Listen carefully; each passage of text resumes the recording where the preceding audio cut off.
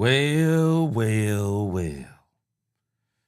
So after sleeping on this last night after the loss, I've come to the conclusion that it's all on the Cowboys now. The Cowboys control their own destiny. And I don't think there's any ifs, ands, or buts about it. The Cowboys are going to get their shot to win this division simply because the Eagles are on a similar implosion like they had, I believe it was 2023. Let's talk Cowboys. We're about to talk facts.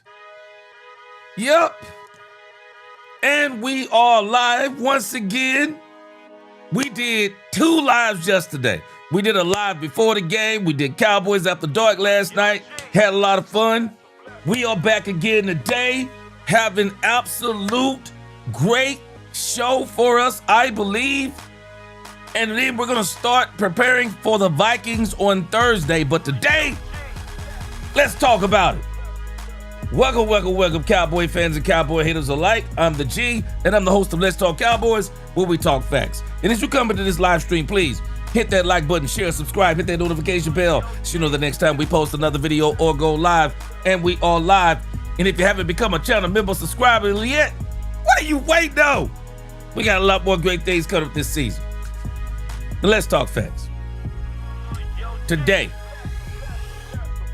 I want to listen to this Jerry Jones press conference. Haven't heard it. Jerry Jones, of course, talking about the Cowboys, and I'm pretty sure he's talking about injuries and Pickens and all these other things. I want to hear that. I don't know if y'all have heard this. I call it Pickens hate, but they talked about George Pickens a couple of days ago on 105.3 The Fan. And I was like blown away to how crazy they were talking about George Pickens. But the reason why I want to play that is because I also want to play for you the next few minutes talking about the Cowboys playoff run. Some of the things that they're going to have to do to get that playoff run going. And I was over on X today. And I don't know if some of y'all are familiar with Okoye Media. He does a lot of really good film work over on X. He said something today, and I'm going to read it, and I want us to discuss it as we talk about what do the Cowboys need to do to make the playoff run. Because this is all on the Cowboys now. The Cowboys have no excuses as far as them making the playoffs, other than them not taking care of business. So, this is going to be our 4 segments for the day. The Jerry Presser, Pickens hate, Pickens defense, and the Cowboys playoff run. And I am so excited to talk about that segment. Let's go, let's get it. Let's keep this thing going. We are going to the roll call. Let's get this thing going. I appreciate y'all rocking with me.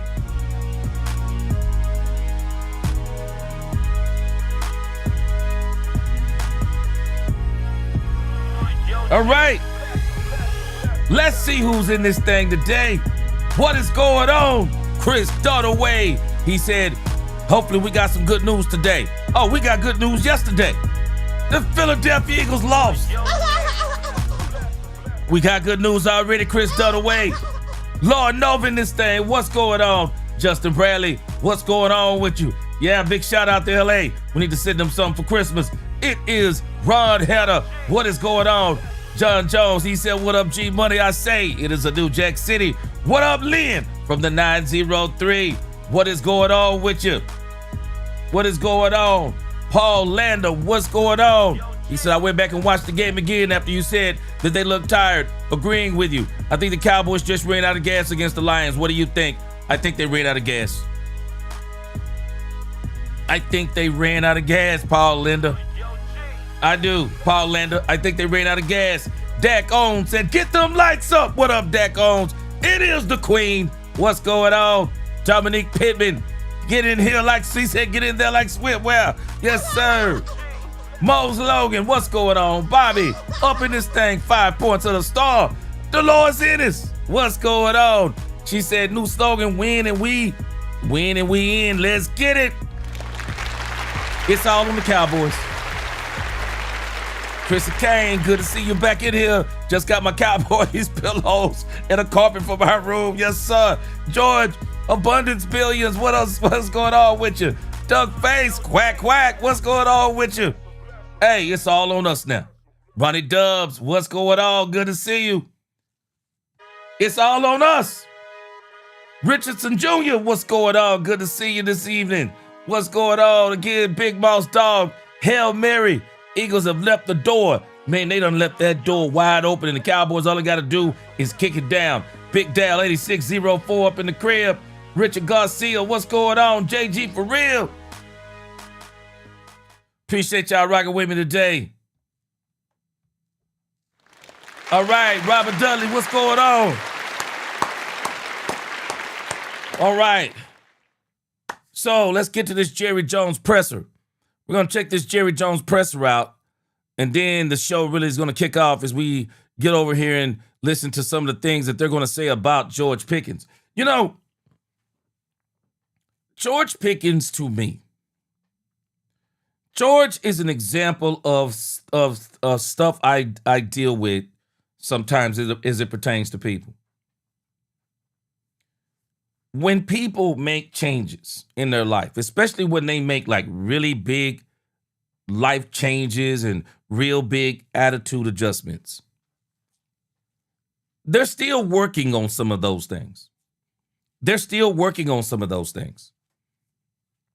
And so sometimes, man, you have to be real patient with people when it comes to repentance.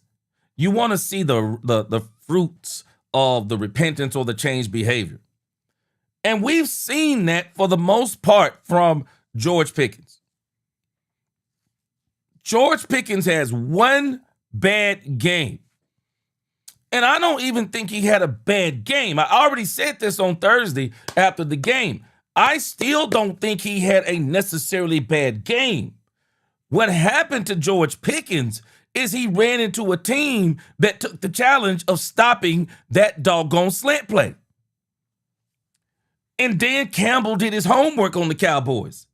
Dan Campbell did a great job defensively, not just on George Pickens, but on the Cowboys at large. They put together a great game plan. They had a great offensive plan for the Cowboys defense. They had a great defensive plan for the Cowboys offense. And I think what really caught the Cowboys off guard is the reason why I'm really going to give Dan some credit for them beating the Cowboys. Boy, he saw a chink in the armor of the Cowboys special teams. I'm sorry, I'm not going to just destroy the Cowboys about that loss against Detroit against Detroit, because Detroit had something to do with it. Man, the Cowboys, do I believe they were tired? Yes. Do I think they looked a little sloppy? Yes. But do I also think the Detroit Lions, on top of those things, they came in with a dynamic game plan. And the bottom line is they got out-coached.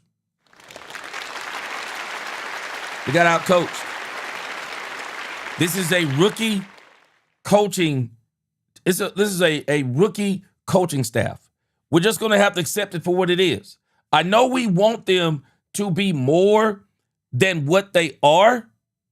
I know we want them to be that. But I told us this at the beginning of the season. We got to understand, man, it is highly unusual for rookie coaches to go to the Super Bowl. Because I know that's what a lot of us want. We want the Cowboys to go to the Super Bowl, and I understand why we want us to go to the Super Bowl. But we just have to understand, Brian has got some growing pains. He's never been a head coach. He's never been a head coach of the Dallas Cowboys. And so he's going to have to understand. And I still say I don't think Brian has adjusted to this phenomenon.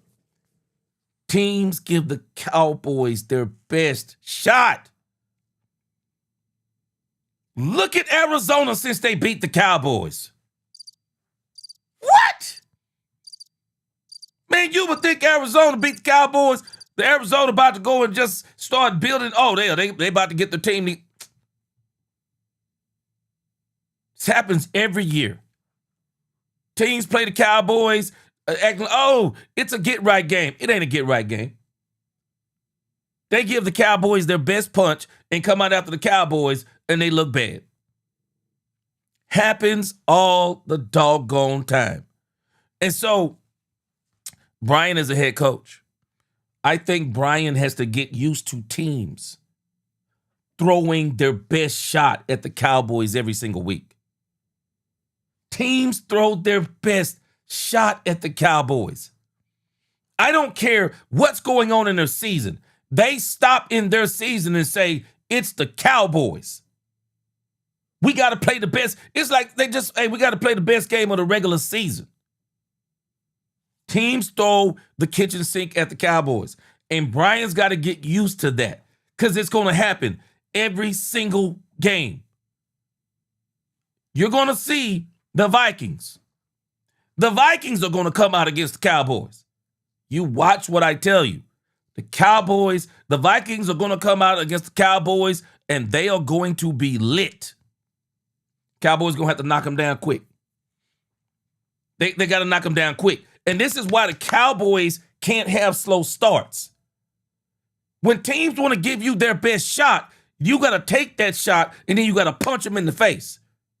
And you got to score touchdowns on your first 2 drives. You score 14 points. And what you score 14 points, you take some of that, you take some of that bravado out of that team. You take some of that will. You take some of that adrenaline out of that team. When you get punched in the face, you got to punch back. And the Cowboys, they don't always answer the bell. But we're going to talk about all of this as we get going. All right, so we're going to talk about all of this as we keep going. But we're going to let Jerry Jones get us started first. Let me read a couple of comments.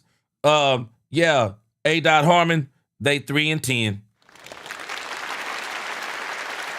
You'd have thought the way the Arizona Cardinals was getting to Dak Prescott and the way they played the Cowboys, boy, they were about to get in the playoff hunt. They ain't done nothing since. Dominique said they did the exact same thing to CD, and most of the fan base fell for it, just like they're falling for it when it comes to Pickens. And Dominique, man, this thing with George Pickens, it seemed... You know the only reason, Dominique, why it seems worse than Pickens is because Pickens is already signed and Pickens wasn't going anywhere. But they are really going after this dude, George Pickens. And unfairly, they're going at George Pickens. They had a game plan for George Pickens. And I'm going to talk about it some more when we get to the Cowboys playoff run. Henry Williams, he said, bad game. Was our special teams playing like, yes, on tackling? He said, you can't give up that much return yards. That's what I said, Henry. That was where I really give Dan Campbell credit. Dan Campbell found a chink in the armor of the Cowboys special teams, and he exploited it. He exploited it. It was almost, in a sense, it was the defining moment of the game, or the moments of the game. It was the special teams. It was the returns to the Cowboys 40, 42, 43. I mean, it was that. And I'm telling you, and I'm going to show you something that Okoye Media said that I thought was very telling today in his X post. And I said this before. Y'all know I already said this. I said it, I think, Thursday night. If you're going to start, if the opposing team is going to start on the 42, the 45, their own 42 and 45 yard line, almost every single drive, you're losing. You're losing. I know we want the defense to rise to the occasion and say, hey, man, they got the ball on the 42 again. Stop them. I got news for you. Okoye Media put something in his post that I absolutely agree with, because I said something similar. Because y'all remember the question I asked yesterday? I asked a simple question yesterday. What did Matt Eberflus see that made Matt Eberflus move away from what he's done the last 3 games? What made him move away from that? Because in the first quarter, it looked like it was going to be how I said it was going to be. Jared Goff was going to be running for his life. But somewhere by the end of the first quarter, they did something to the Cowboys to where the defense got off kilter. To where what Matt Eberflus was doing, he stopped doing. And I'm not going to sit up here, and I said this before, I'm not going to be like a lot of people, because the moment, they weren't saying this the 3 games that Matt Eberflus was dominating, but when we get to the game with the Detroit Lions, and all of a sudden we're watching how we're getting dismantled, and I had said it even on that Thursday night, I said, man, y'all not paying attention to what Detroit did. They created those mismatches. Matt Eberflus just didn't go stupid. Dan Campbell made him do certain things, called certain offenses, took him out of certain looks. That's what he did to him. That's called coaching. That's called coaching. And the problem was Dan had no answer for it. Dan had no answer for it. Matt Eberflus had no answer for it. Maybe he will on the next game, because he's going to have to get ready. Because I'm telling you now, if y'all thought Dan Campbell was bad, wait until we see Brian Flores. Mr. 72 Chevelle said Flores will have his boys blitzing like a winter blizzard when it's a whiteout. He will. He will. They're going to blitz all day long. They're going to blitz. Get ready. They will blitz all day long, because that's what Brian Flores does. Now, thankfully, Dak Prescott eats blitzes. So I'm not worried about him blitzing, but I tell you what I am worried about. The quarterback hits. That's the part that you don't want. You don't want the quarterback hits. Hits take a toll on a quarterback. They take an absolute toll. So, but again, we're going to discuss all of this and more. I appreciate y'all. I appreciate all of the discussions. We're going to get these going even more. We're going to talk about those when we get to the Cowboys playoff run. But I want to see what Jerry says in this presser, because I'm pretty sure what Jerry is saying in this presser is going to be applicable to some of the things that we are talking about as it applies to the Cowboys. And good morning. How we doing? Awesome. After last night, did you stay up, and how did you react? Well, I watched the game flying up to New York. I'm overlooking Central Park right now, but real excited. They didn't have to put any fuel in the plane. I just flew up here on my own. Jerry, how are you looking? Sorry, go ahead. Go ahead. No, go ahead. How are you looking at y'all's path moving forward now as of today? Well, again, I know it's cliche, but we've got to concentrate on the Chargers. On the Minnesota Vikings this weekend, and that's a big game for us. But, boy, you see that, you need to stay in there every play. Every play is meaningful right at this particular time, and we sure got a shot at this thing.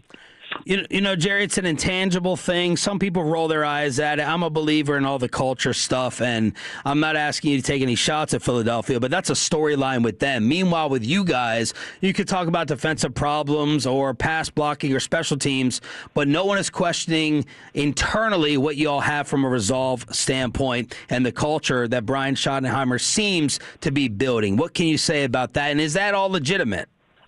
Yes, it's very legitimate, and unfortunately, we've had really touch points of things that bring, if you will, people together, in this case, our team, and certainly we've had that this year. And then we've really, in my mind, have a come together as a team. This group that we've got on the field, that was disappointing the other night defensively, because I thought we would do better. We can do better. But the main thing is that the nature of the game, it's such a fine line out there between these teams. And the emotional aspect of the thing, or if you will, you get on a roll type thing, that's real. And you don't have, and it comes down so close especially at this time of the year. And we've learned that we need to be physical. We need to have that running game needs to be more effective than it was the other night against the Lions. Because you've got to be able to keep that defense honest, and that does that. Jerry Jones right here on 105.3 The Fan. That was leading into the next question, Jerry, of some of the things that you guys wanted to really hone in on and focus on during this 10-day break. What were some of the other things that you guys wanted to? Man, let me tell y'all something. Does it not make y'all laugh? They're asking Jerry Jones questions like he's a coach. I don't even think these are GM questions. What other GM are they asking this stuff to? Man, I laugh every time I hear them interview Jerry. I mean, it's just crazy to me how they talk to Jerry. And, Jerry is sitting in meetings, and the things he's telling them, it's things that they're talking about in the meetings, I'm sure. But I'm just laughing how they be talking to Jerry in these interviews, man. Randy Cowdell, appreciate that super chat.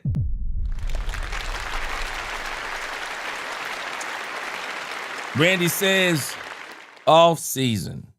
He says, do you, Jerry, may send the first round to Atlanta for Robinson running back. Oh, Bijan Robinson don't have a first, and I don't see a Super Bowl run for them in the next 2 years.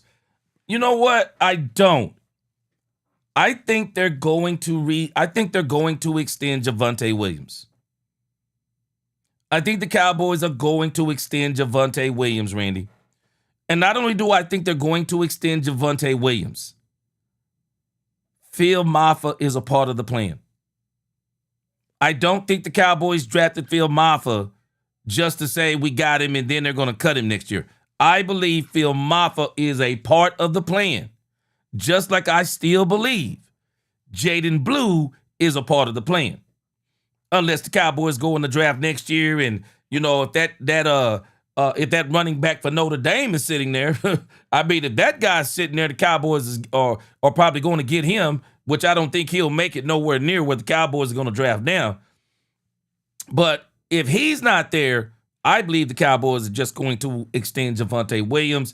I don't think they're going to give up those first round picks, especially for Robinson. I don't think they're going to do it. If anything, if the Atlanta Falcons don't extend Robinson in the next couple of years, you would see the Cowboys coming back around then getting him, talking about they had a high draft grade on him. We know how the Cowboys do. They circle the block on stuff like that. But no, I don't think they're going to do that. I think they're going to wait and see what the draft is, but I also think they have a plan in-house. I think that plan extend Javonte, Phil Maffa fully healthy, Jaden Blue being worked into a part of this offense. I don't think the Cowboys are going to relent on that. I don't think the front office is going to be so quick to relent on letting. I don't think they're going to let go of Jaden Blue or any of that stuff. Jaden Blue, book it. He is a part of the plan going forward.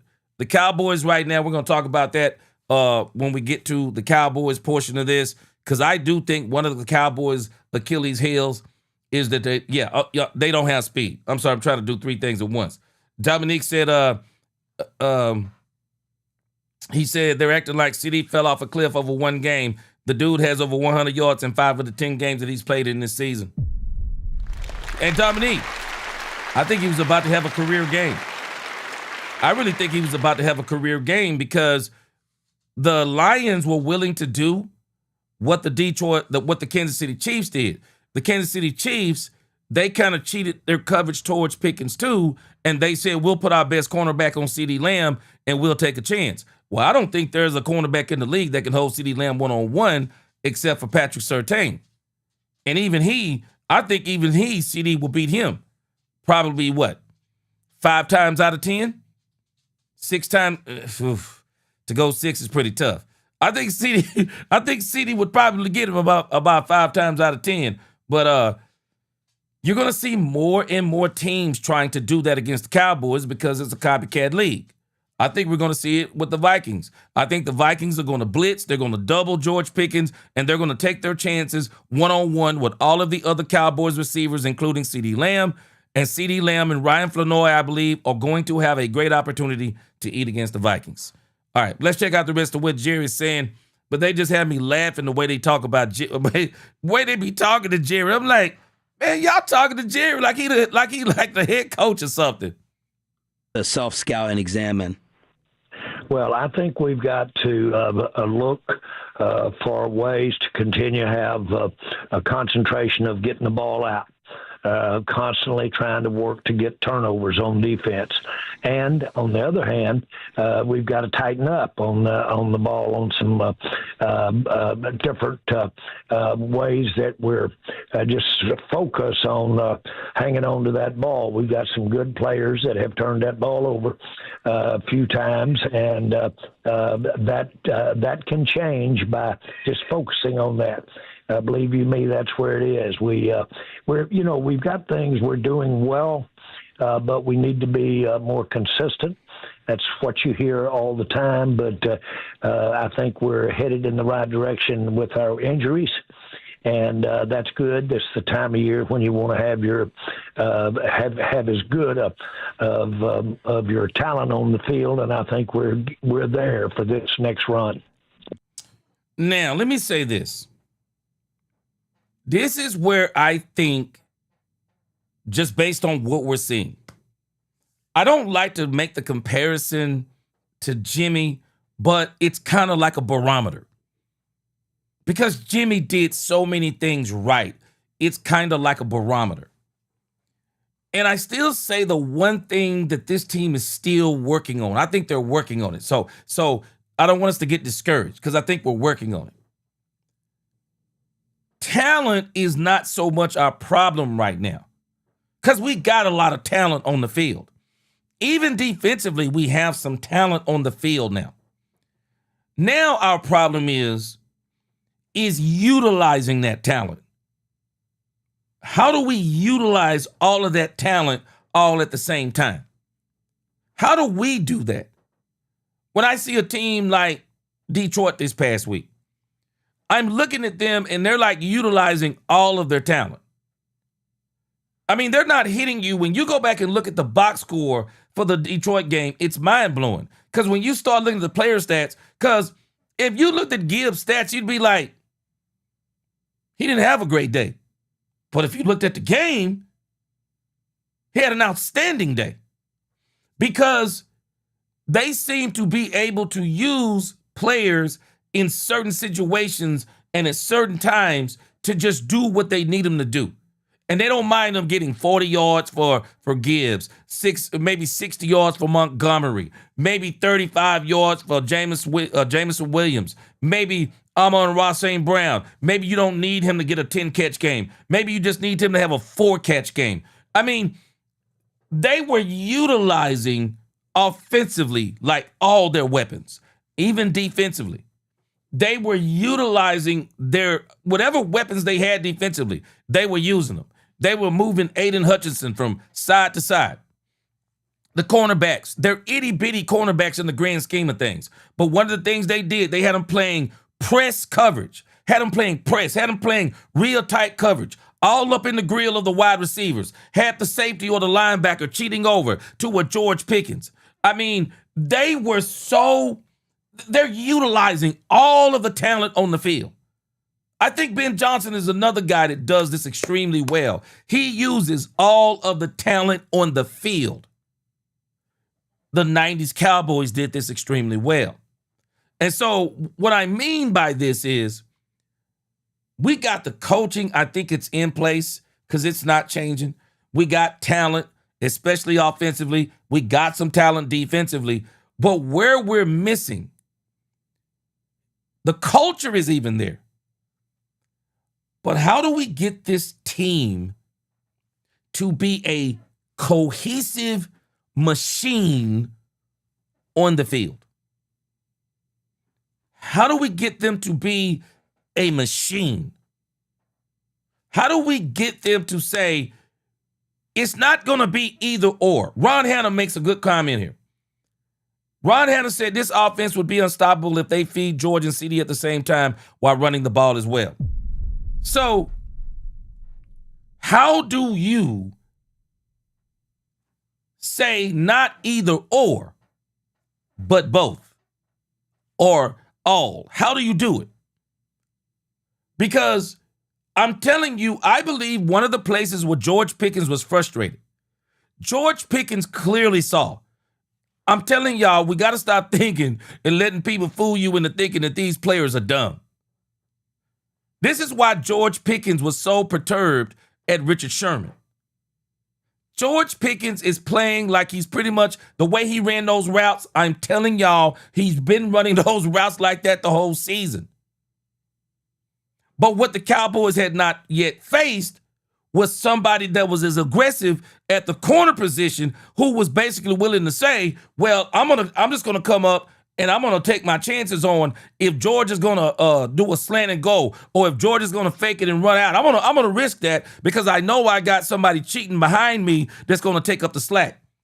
Don't ask me why, but most people had not quite played George Pickens like that. George Pickens is clearly seeing that they have an answer for him. The frustration, I'm pretty sure, is we never made the adjustments. We never made the adjustment. You don't let a team take away CD Lamb and George Pickens. You don't let a team do that. No. Oh, okay, they got a plan for George Pickens. Okay, let's change up our game plan a little bit. Let's get George Pickens in more motion. Let's get George Pickens in motion, CD Lamb in motion, line them up on the same side. Let's do some things creatively with them as wide receivers. And we're going to give these doggone defenses, we're going to give these defenses problems. We get locked in. And the Queen and I were talking about this just last week. I just wonder if they really studied the other teams. Because Dan Campbell studied us. It is blatantly obvious. He studied us, he attacked our weaknesses, and he nullified some of our strengths. When we go into games, it doesn't seem like that's how we're going into games. We're going into games saying, this is our game plan, and it don't matter who we're playing. It matters who you're playing. It really matters who you are playing. Because while you can generically go up with the same game plan against weaker teams, when you come up against a strategist, now I see why Ben Johnson beat us. After watching Ben Johnson the whole season, I can understand it. Because, man, Ben is doing a lot with a little. I mean, because his quarterback, man, I hate to say it, but Caleb Williams is the weak link for the Chicago Bears, man. He is the weak link. And in spite of that, Ben is doing some amazing things in spite of that. Because Ben tries to go into games. He understands what his team can do, what his team can't do. And he also looks at what the other team does well and what they don't do well. And he tries to attack it. He did it to us. He did it to us. And so where Brian has got to get better, man, we got to start doing better scouting. It's like, I don't know, we got to do better film work. And rather than just saying, we got CD and George Pickens, and we're going to make a team deal with that, are we actually looking at the team going, okay, how do we get these two receivers to attack this defense? How do we attack this defense with these wide receivers? Rather than us saying, okay, let's see what they're going to give us. And let's try to establish the run game. Maybe you come out different some games. Maybe you come out some games and said, nah, bro, we going full throttle on this joint. We going full throttle.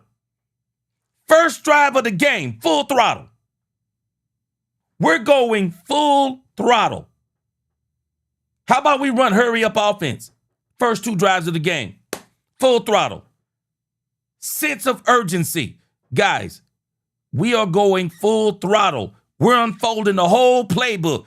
We're going deep. We're going to unfold a whole playbook in the first 2 drives. I know Minnesota's coming out. Hey, we know they're going to come out blitzing. So we got to come out with protection, but we also got to come out aggressive. How do we do it? I just wonder if we're doing those things. Because at the end of the day, there's only so much talent you can put on the field. That's my point. There's only so much talent you can put on the field till finally you got to just start saying, man, we got to produce with the talent. We have to produce with the talent. Bottom line, because no matter how much control we say that Jerry does this and Jerry does that, there is one thing that Jerry does not control. When Brian Schottenheimer gets on that field and when Matt Eberflus gets on that field, it is them calling the plays. No one else. It is them calling the plays. It is them down there in situational football. It's them down there doing that stuff. And that's the part they really gotta learn how to control better. Bear said Dak gave him that work on primetime, and so did Herbert. Lots of people watch this man commit 6 turnovers. Hey, let me tell you something. And in talking about Dak giving that work, think about this. Brian, I've told y'all this before, and I'm not trying to knock Brian, but I'm just telling you, he's benefiting from a Dak Prescott that is a savant back there in the pocket. Dak Prescott is incredible upstairs, man. He is incredible upstairs. And they are benefiting from a lot of that. But they got to get better. They have to get better with the game plan. It's not just Matt Eberflus, y'all. Brian's got to get better with the game plan, too, on the other side. Okay, but let's listen to the rest of Jerry. Let's check it out. Jerry Jones joined us here, 105 through the Fan. You mentioned physicality a little bit ago. And in the last 15 games on the road against teams with a winning record, you guys are just 3-12. Is that play into it? It's more than just a talent issue at play there, right? Is that partly the physicality you're talking about? Well, the road is a tough place in the NFL, but certainly it can't be that tough to have that few wins in that many games. But we play with an understanding. We practice with an understanding that those road games come with it some handicaps, and I think you just play better when you've got that crowd behind you. So you have to overcome it. As far as how you address it, I would say that we've got enough things specifically, and this is not a pun, we have enough things that we can correct that are technical things. That's what's got me encouraged. We've got players out there that have done it and have been successful at what we need to improve on. We need to improve on, literally, that's not us. It can't be us, the run game, the way we had it there against Detroit. And so those are things that you look and see some of your technique, what you were doing in the offensive line, how you hold in your blocks, those kinds of things. And you can do that this time of year, and you can get better. Jerry, I want to ask you about Kenneth Murray. Over the weekend and since the game, he's been a pretty big talking point on social media and callers and such. Do you see any change in his role moving forward? Well, we brought in Logan, and I'm sure you'll see more of Logan than you might have seen the other day. That's natural because this is Logan's, fourth game, I think, coming up. But the main thing is that we do have some alternatives there. We can do some things that will give him some better keys. But the big thing is that he's got some good competition there, and that's as much as you can ask for to correct something this time of year. Jerry Jones, right here on 105.3 The Fan. Heard your comments on Friday regarding George Pickens with KNC. And sounds like they're going to play Logan Wilson more. Okoye Media had some things to say about this. It's probably a good time to interject it, especially listening to Jerry Jones, so I don't bore you to death with Jerry Jones today. But Koya Media had a couple things to say about this thing with Murray. And I wanted to let y'all see what he wrote. Thought it was very interesting. Let me get it up here on the screen. Koya Media. This is what he said today. Koya Media said, for those who scapegoated Just, Murray, and Eberflus for this loss, basically the low-hanging fruit, y'all should be ashamed. Ignored everything Osa did in this game and several other names because you're afraid that you won't get invited to the next cookout or land the next interview.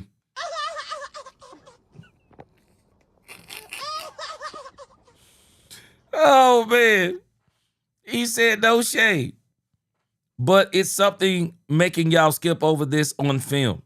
That's corny behavior and lazy journalism. He said all you have to do is watch the film. I watched every snap, and there's no way y'all watched this and didn't see Osa. Yet we speak on Murray, who didn't have that bad of a game. He's not saying he didn't have a bad game. He said he didn't have that bad of a game. He missed one read, and even on that play, it was Osa getting blown away that caused it. Now, we've talked about Osa before, and, man, I say the Cowboys should keep all three defensive tackles, but there may need to be a conversation about Osa Odigizua, man, come the offseason. Not, I don't know necessarily about getting rid of Osa, but, man, Osa, boy, I mean, he's had some games, but then there's been other games that we've been kind of like, what's going on? Says if you don't really analyze the film, don't lie to these fans and say that you do, because they believe what you say and run wild with it. Everyone asking me about Murray this game, and I'm like, he had some terrible games this year, but not this one. And if you do watch it, stop lying saying that you don't see Osa. Laugh out loud. He said also ignoring. And this is the stuff, this is what I talked about as it applied to Matt Eberflus. Ignoring turnovers in field position and defense injuries early in the year, but evaluating Eberflus as if he didn't have a lot going on this season is a wild too. But I'm not saying he's great, nor is Murray, but y'all definitely lying about what y'all know about ball or what you're seeing if you think Osa and Solomon Thomas didn't get handled. He's talking about this game, I think, in particular. He said that was the result. Now, this is the point that I wanna look at.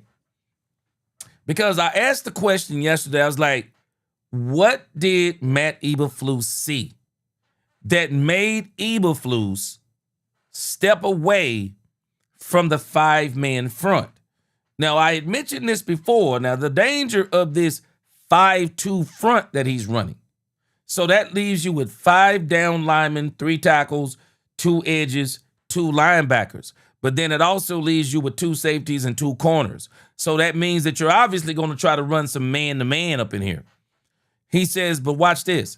He says, that was the result of the personnel packages that the Lions deployed, keeping the 5-2 off the field by going 3 wide receiver sets, yet adding an additional offensive lineman. This is what I call coaching. While everybody else just sits there and go, oh, they're running a 5-man front, there's nothing that we can do about it. Dan Campbell and Dan Campbell put his mind to the grind and said, well, how do we stop them? Are the Cowboys really willing to run a 5-2? Are they really willing to run a 5-man front on a 3 wide receiver set? Because if they run a 5-man front on a 3 wide receiver set, that means that they're going to have a wide receiver on a safety. And we noticed how Detroit, y'all remember how we was mad? Because we were like, how did Marquise Bell wind up on Williams? I think it was either Williams or Amon-Ra St. Brown, but he wound up on one of them. That's called coaching and scheming. The Detroit Lions, Dan Campbell came out with a great scheme against the Cowboys. He also says, look, causing Flus to stay in nickel and trying to stop a jumbo ace front and a speedy pass game simultaneously, so we didn't run much 5-2 at all. What does he say right there in parentheses? Same thing I've been saying for the last 3 days. Great scheming by Dan Campbell. That's coaching. That is flat out coaching. We killed the Cowboys because we said, oh, Matt Eberflus, get rid of him. He's terrible. I said it. I said, hold on a second. The guy had 3 great games in a row. The Kansas City has to be the best one I've seen. What made him change? Dan Campbell. Dan Campbell made him change what he was doing. He made him change it. He also goes on to say, also, the 2-back wide receiver sets, causing us to go to nickel, but using Gibbs out wide to create mismatches with the safeties. Did I not say this? I said this. Marquise Bell didn't wind up on Jameson Williams on accident. That wasn't an accident. That was coaching. That was coaching. Dan Campbell studied the Cowboys and said, how do I break them? How do I break them? Now, keep this in your mind so you don't get too discouraged. Everybody doesn't have the personnel of the Lions. So the next 4 teams we play, they won't probably be able to run this to perfection the way that Detroit did.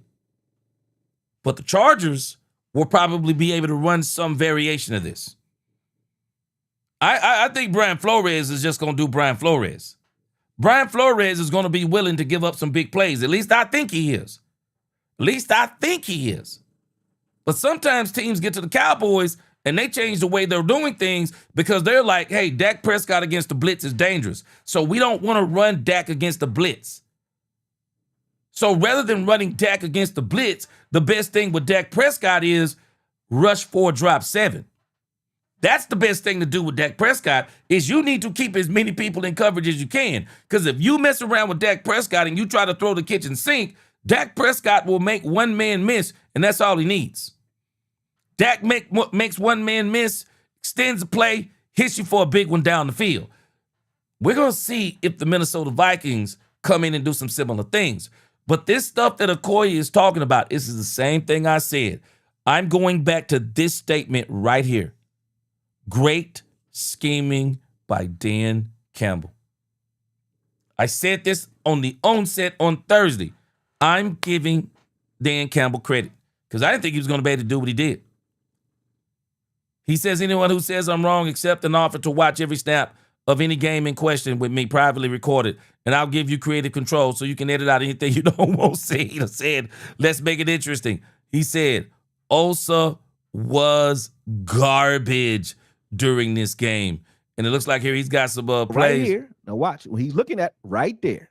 What's gap is Hold on. Okoye's got some plays here on he's got some plays here look like on Osa. All right, let's check out what he's got going here. And it wasn't Quentin Williams and Kenny Clark. Watch. What happens at the snap? Boom. Where are they? Where are they? Gone. There's nothing there. Now you see where Sam Williams is at? He can't make this play. Why? Because there's nothing in front of him making Gibbs have to cut into this. Gibbs can run away from him, right? Now, who's free? Wilson. He should have got down there, but still not his fault either. There's supposed to be somebody in front of him. Who's next? Murray. He sheds his man and tries to make the play at the end, but those other 2 guys, let me go back to that. Those other two guys is right here. They over there, 5 yards to the right, laying on the ground, bruh. Ain't nobody said shit about Osa or Solomon Thomas yet. Laying on the ground. Okay, that's his gap. Okay, that's Osa's gap, right? Between the tackle and the guard. There is Demo's gap right here in the A gap to the right or to the left, depending on who you are. Okay. That there is Solomon Thomas's gap. Okay. And this gap over here is what you call Kenneth Murray's gap. Okay. All right. So let's pay attention. Okay. Start of the play right here. Whose gap? What's gap is Osa in? Osa's getting pushed out of his gap. And now you see Demo is still in his gap, though, right? And so is Murray. Murray is reading this right now. He cannot see Williams at all. Why? Now, this is not an excuse. This is the truth. He can't see Williams. So right here, now watch, when he's looking at right there, see that? He's looking at him. It looks like Williams is cut into his gap right there. That's why he jumped into his own gap, because he thought he was going to meet him in that gap where he got blocked anyway. And then he sees he ran through Osa's gap. But where's Osa? Let's watch Osa again. Where is he? Where's Osa? Where's Solomon Thomas? Whenever they saw these two on the field, they ran right at both of them every time. But we blame the linebackers. Where are they supposed to be there? Is Osa supposed to be where he is right now? Are they? Are they supposed to be there? No. But we look at this play and say, Kenneth Murray, you don't get the fuck out of here. You don't get out of here. Shut up. Y'all got to stop this bullshit. Y'all got to stop. He thought this. This is what Kenneth Murray is doing. That's what he was doing. He thought that was happening, and it didn't. But that play still ain't his fault, even with him doing that. That's on Osa and Solomon Thomas, bruh. Okay, here is a pattern. Who are they running at? Osa and Solomon Thomas. Let's watch what happens when these guys is on the field together. Oh, the whole side of the field is gone. Nobody there. Every time. How the fuck y'all talking about the linebackers? No linebacker. Ray Lewis couldn't play with that. Nobody there. Where's Osa at? Nobody's here. Watch Osa gap. Where he at? Y'all see where he at? Where's Solomon Thomas? Now watch where they end up. And where are they running? Right at them. Okay? Boom. Gone. Every time. All right? So let's talk about it all, not just some of it. Let's keep going. Same pattern. This time, we got, this is Reddy Stewart getting knocked out of there. Reddy Stewart on this play, and I think it was, then it was Demo missing in space. Reddy Stewart, boom, out of his gap, gone. Okay, now Demo, right here, he see it. He sees him too, though. Okay, gone. This happens to everybody on the fucking team, good or bad. Boom. This time so this is the same scheme, same setup that he jumped out of his gap the last time. This is the same gap. He jumps into his gap this time properly, makes the play. Okay. Was it great? No, but that's what he was thinking the last time. It was the same look, different result. This play, okay, where again is Osa? Where is he? This is his gap. They're not running at Kenneth Murray. The reason they can block Kenneth Murray is because Osa can't hold up against a double team. Now let's watch this here. Where's Osa go? Boom, gone. Nothing's there. Where's the line? Where is the line? Where is it? Y'all tripping. Why is my fucking film doing that? Show the play. Show what happened after this. Because Kenneth Murray made this play too. Why? What happened here? There's something going on with my footage, man. It must have jumped. Yeah, he made that play too. So Kenneth Murray made that tackle on that play. But I don't know. Oh, here it is. Oh, I'm showing what everybody else is doing. That's why. Okay, I got it.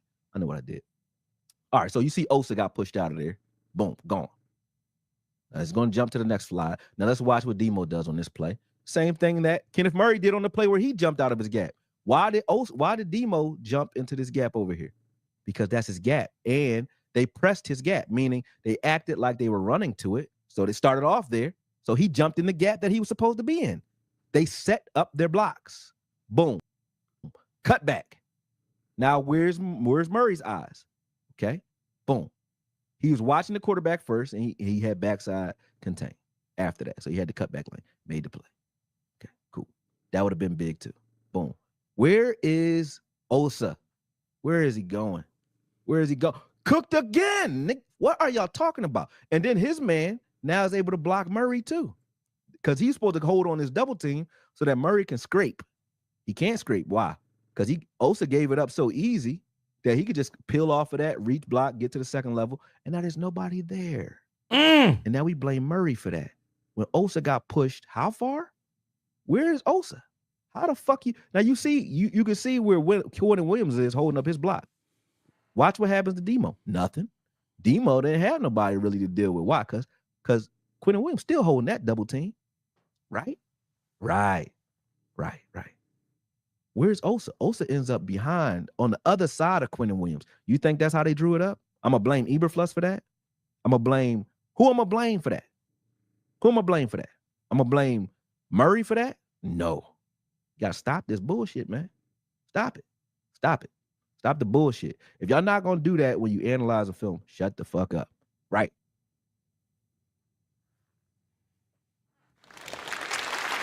That's Sequoia Media. I saw this on X today, and I said I think I want to share this on the live. I mean, it's undeniable the part that he showed. It's undeniable, and the other part of this that I think that needs to be examined as it applies to the Cowboys is I've talked about this before because Okoye hits on something else that I've talked about before. I don't understand why the Cowboys do this. So when you look at the snap count of the defense, why are the Cowboys? Let's look at the tackle position. Because this is where I'm the most concerned. So if they're not going to let you in the 5-man fronts, that means you're going to be in the 4-man fronts. Now, y'all call me crazy. But if you were to ask me that if I'm going to have my choice of 2 defensive tackles out there are 2 guys I'm always going to have on the field at all times. I'm going to either have Quentin Williams or Kenny Clark on the field at all times. Preferably, I want both of them on the field at the same time. But if I'm going to work in Osa Odighizuwa, I would prefer to have Osa Odighizuwa in with Quentin Williams, because that means that Quentin would get the double team and Osa would probably get the single. Because we already know Osa don't eat double teams. Quentin eats double teams. You eliminate Osa with double teams. We saw it right there in the tape. You don't eliminate Quentin Williams hardly with double teams. With Quentin Williams, he can withstand a double team and still get in on the tackle. I'm going to have him and Osa on the field at the same time if I'm not going to have Quentin and Kenny on the field at the same time. And if I'm going to get in Solomon Thomas, I'm going to make sure that Solomon Thomas is on the field with either Quentin or he's going to be on the field with Kenny Clark. But in my mind, and y'all tell me what y'all think, because maybe I'm going crazy, but I'm not putting Osa Odighizuwa. There is no way I'm putting Osa Odighizuwa and Solomon Thomas on the field at the same time. There ain't no way. There ain't no way I'm doing that. I'm not doing that because that don't work. The 2 best defensive tackles on this team is Quentin Williams and Kenny Clark, hands down. They need to stay on the field at all times. If you want to give them a breather, don't give them breathers together. You got to keep them out there. And I don't care what's happening. If it's anything more than 3rd and 6, I don't care what schedule I have. Quentin Williams and Kenny Clark are my defensive tackles if I'm running a 4-man front. There is no scenario for me where Quentin and Kenny are off the field at the same time unless the offense got the ball. They need that kind of rest. Let them rest when the offense have the ball. But I'm not resting them on drives. It is crazy looking at this film and you got Solomon Thomas and Osa Odighizuwa on the field at the same time. What are you doing? Now, I'll fault Flus for that because who's making those decisions? I guess it's Flus. And when you look at the snap count, I understand what the Cowboys are doing, but I believe they are doing this to their detriment. 38 snaps for Kenny Clark, 35 for Osa, 24 for Solomon, 44 for Quinnen. I don't like how the Cowboys does this rotation. I struggle with the way they do this rotation. There is no scenario for me. There is no scenario for me that Quinnen Williams and Kenny Clark are not on the field. There is no way I give both of them off on a series. Y'all tell me what y'all think. I just think those are the types of things, when we get to the playoff run, we're going to talk about that. But those are the types of things that are irking me about the Cowboys. And again, I'm not saying that I want Kenneth Murray to get more time out there. Because I'll be honest with you, I think Logan Wilson is a better linebacker than Kenneth Murray. I just think he's a better linebacker. I think he's got a better read and react type of mind. I think he is a pure Mike linebacker. I'm struggling with having Murray Jr. out there, even though I think Okoye does a great job of showing that it's not all his fault.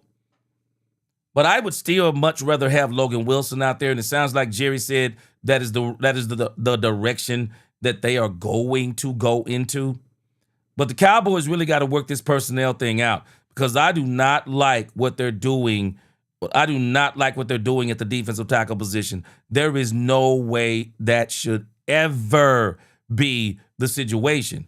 And I can tell you this, I do think Jadeveon Clowney. Oh, and let me show you something else I didn't understand from the Cowboys defensive snap count. We'll talk about this more as we get to the Cowboys defense. This guy, James Houston, I still don't understand why he only got 16 snaps. Did he not get the lone sack of the game for the Cowboys? This dude came out on fire, and the Cowboys only gave him 16 snaps. Explain it to me. You gave him 16 snaps. Donovan Ezraku got 49. Don't really have much of a problem with that. Sam Williams, 31. Dante Fowler, 23. Jadeveon Clowney was the missing link for the Cowboys. And so the Cowboys have got to figure this out. You look down here at the linebacker position. Murray played 36 snaps. Shamar James played 6. Demarion Overshawn, of course, he played 47. They had Logan Wilson playing 26. Maurice Leofau got 9. We'll see how this all transpires. But I do think Flus is going to have to get a little bit more creative with his personnel. But I do agree with Okoye. I do think that Matt Eberflus was an easy way out for a lot of people to blame this on the defense. But I didn't blame it all on the defense.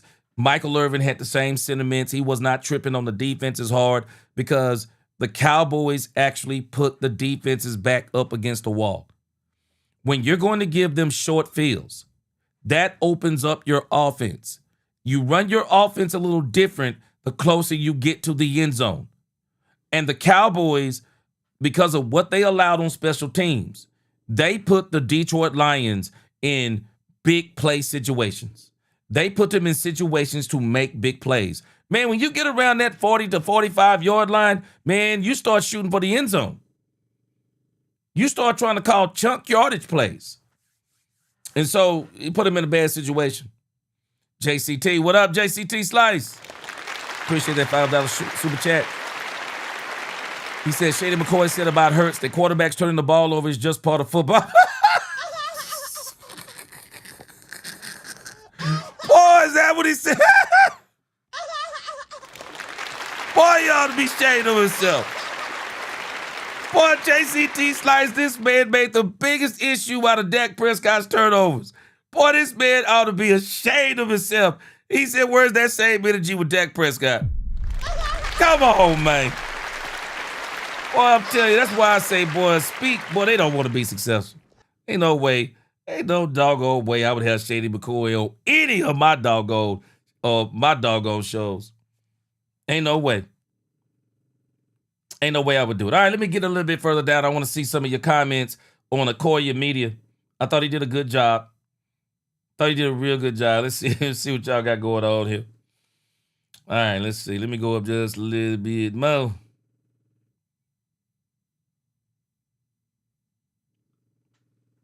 All right, let me see here. Skippy says you can still run that front with box safety help. However, you have to bring pressure right away before the play develops. Kippy said Lions did nothing special. Gee, Kippy, let me tell you something. Kippy, what's going on? Kippy, they might not have did nothing special per se, but they did do something special as opposed to going against our offense. Because we couldn't do anything with it. we could barely do anything with it. I mean, they had Brian Schottenheimer kind of shook a little bit. I give Dak Prescott a lot of credit because Dak Prescott really helped them out. Mose Logan said Washington Commanders have a chance to play spoiler. They do, and we got to be careful with Washington too. Dallas Sports, he says main objective is to get to the playoffs by winning the East or any other way. I think it's going to be the division. I think that's how they're getting there. Let me get a couple more of these in. Ren Zanguini said they adapted against our team. They really did. Sometimes I think that we don't do adjustments to the opponents. We don't yet play situational football good. We do not play situational football good. Rose, Marquise Bell is slow. Bro, you are not lying. I did not know he was that slow. And Dan Campbell was able to get his star players on Marquise Bell. That's coaching. That's coaching. I mean, I'm not gonna act like it's like he invented sliced bread, Kippy, because I can understand what you're saying. But they did those things to us. They really did those things to us. William Harris said, ain't nothing can change his mind. Murray played awful.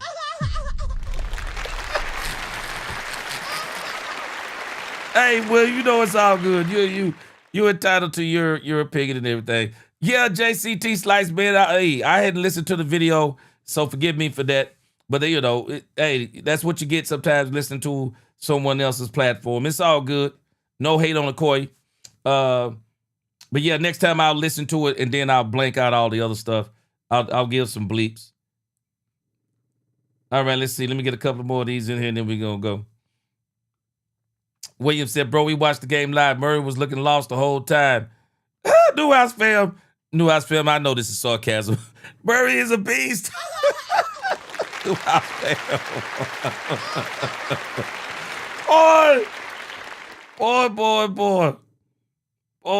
Boy. Bassett said the same thing. He said, I don't need no film breakdown. He said, I don't have cataracts neither. Murray is not an NFL player. Yeah, I'm just going to say it like this. I respect the work that Okoye puts in. But I'm going to say it just like I said it, even then. I would still rather Logan play more than Murray. Murray, to me, doesn't seem like a natural Mike linebacker. He doesn't. I don't think that's his role. I really don't. I just don't think that's his role. I think Logan Wilson plays that better than him. I really do. And I'm a little bit surprised the Cowboys have not played him more. But now it sounds like Jerry Jones basically said that, he didn't have I guess he's basically saying he's getting used to the defense, so he'll play more this week. Kevin said this film shows just how incompetent Matt Eberflus is. He helped Dan Campbell. Now, Kevin Edwards, this is where I am. Where I'm going to blame Matt Eberflus. Matt Eberflus, to me, I don't think Matt Eberflus is as bad as he is stubborn. If that makes sense. I don't think he's as bad as he is stubborn.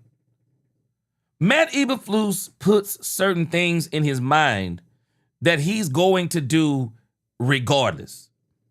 And sometimes I think that he overreacts to, like Okoye's pointed out, that when they went to the 3 wide receiver sets, that kind of pulled us out of the 5-2.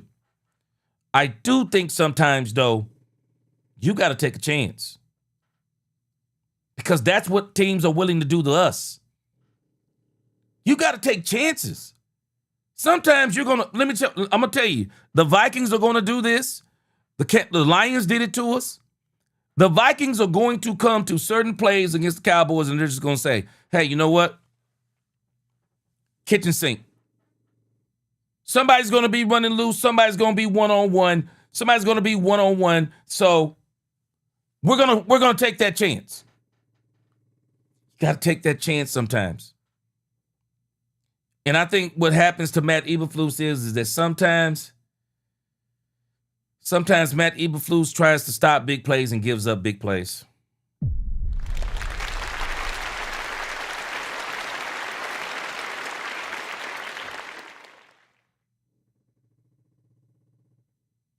Yeah, Ty Howard said, yeah, I remember what you said. A bunch of sacks don't mean you win the ball game, and the Eagles showed that last night. Yeah.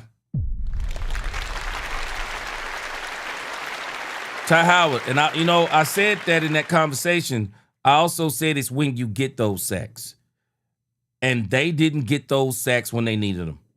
They really didn't get those sacks when they needed them. They didn't get those sacks when they needed them. Well, boy, y'all, hey, man. Hey, boy, y'all are not having this Murray stuff, are you? William Harris said he wants a whole film study. He want a whole film study. Yeah. Dominique Pippen said he's speaking on one game, G. He said, go check Law Nation and look at the footage he posted here, several games of how Murray is out of position. You know what? I'll do you one even better. I don't know if I can find it right now, but there is a guy that put together a film session called Worst Cowboys Plays of the Season, or the 12 worst defensive plays. I wish I meant to save it and I didn't. Boy, this guy had me laughing. The 12 worst defensive plays of the Cowboys season. And they were all Kenneth Murray. And boy, he went to town. Let me see if I can pull it up real quick, and then we'll get back to Jerry Jones.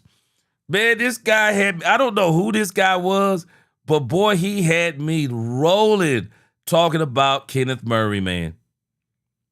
But I will say this. All things being equal, I don't think Kenneth Murray is a middle linebacker. I think that's where the Cowboys are making a mistake. I think another place the Cowboys are making a mistake, I think it is because they paid him, they're playing him. They paid him, they're playing him. Newhouse fam said, no, Murray. He said Murray is garbage, but still supported by Oh, man. Hey, man, I will just tell you, it is what it is, but I'll say this. I love Okoye. I love what he does. Me, I wouldn't have Murray playing Mike linebacker. I wouldn't have him playing Mike linebacker. I would rather have Logan playing that. I just don't think he does it well. Kevin Montgomery, he said, we go off script sometimes and caught them off guard. I just think the Cowboys, man, they just need to get a lot better. They just got to take some chances sometimes. And I think Flus gets into this situation to where he doesn't want to take chances, but at the same time, he's taking chances. He's taking chances. Man, when you try to play conservative, you get blew off the ball. 72 Chevelle, that's my same issue I'm having.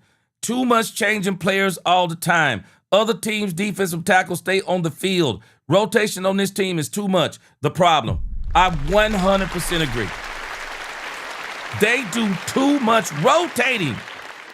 There is not a situation for me. I got a rule if I'm the Cowboys defensive coordinator. My rule is Quentin Williams and Kenny Clark don't come off the field at the same time. And I'm going to have them on the field at the same time most of the time. If I'm running a 4-man front, it's Kenny and Quinnen. If I'm running a 5-man front, I run all 3. If I want to give some breaks, it's Kenny and Solomon, or it's Quinnen and Osa. And I'm going to go even further. I'm never going Kenny and Osa no more, because I've seen Kenny and Osa before Quinnen got here. I'm going Kenny and Solomon. I'll keep Osa with Quinnen, but I'll never go with Kenny and Quinnen off the field at the same time. That's just me. I'm not doing it. I'm just not making those kinds of decisions because Osa is the type of player. He needs another dominant player to play off of. He needs another dominant player. And not only does he need another dominant player, he also needs a player. Kenny can take doubles too. He just don't eat them in the same way that Quinnen does because Quinnen is elite. He needs that player out there on the field with him. I don't understand why the Cowboys do that. I don't. Poobie D is in this thing. What's going on, Poobie D? 72. I still don't understand the thing with Houston.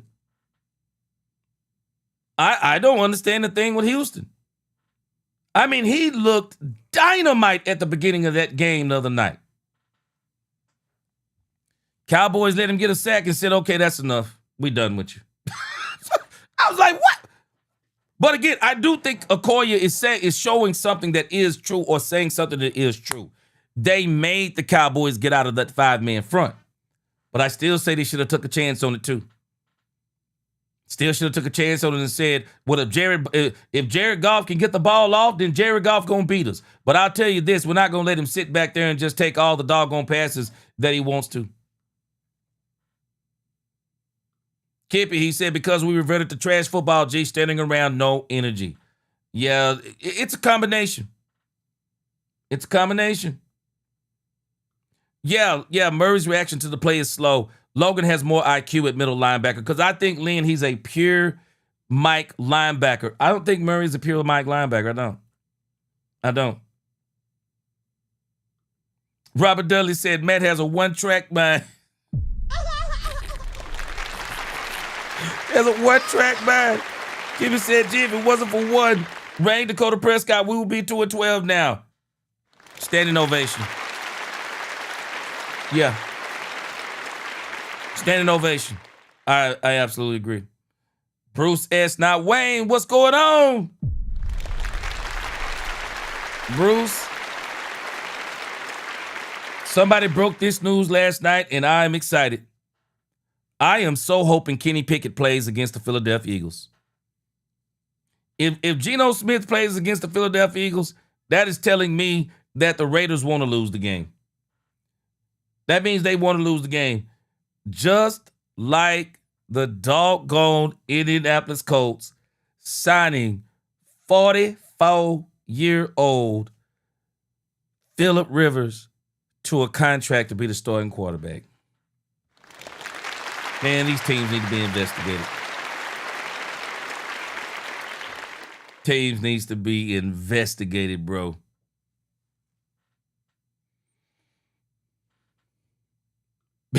Bernard Fields said, G, say he ain't a linebacker, period.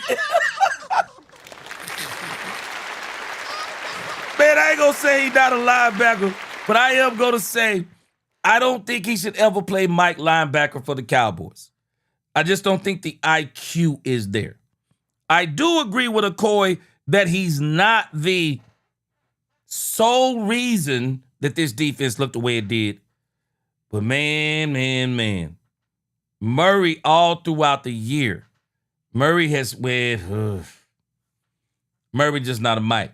Virgil Brown, he said, I agree the line should keep the main pieces on the field. Virgil, I'm telling you. Bro, I don't understand why the Cowboys do this. I know they want to keep these guys fresh. Come on, man. Hold on a second. Michael Lee, hold on. Put some respect on my. Hold on. Let's see what I got here. You did one hell of a job And the only thing else I got to say is, how about them Cowboys? That's for Michael Lee up in the house. What's going on? Michael Lee said, let the church say, how about them Cowboys? Let's go, let's go.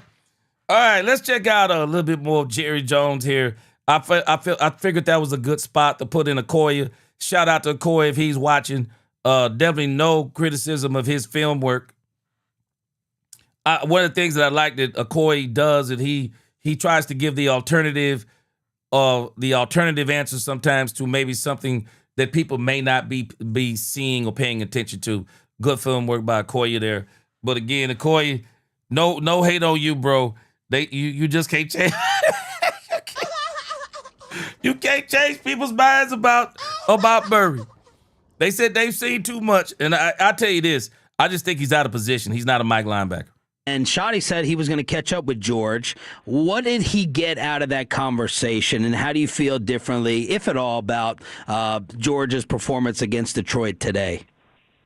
Well, let me say this. One of the things that you got to appreciate about George Pickens is his intensity for the competition. Now, he is a big-time competitor. Those are not the kinds of things that you normally hear addressed when you're thinking of things that George could do better on. But boy, when it comes to competing, when it comes to loving the game, and I emphasize that point right there, loving the game, then I give him A pluses.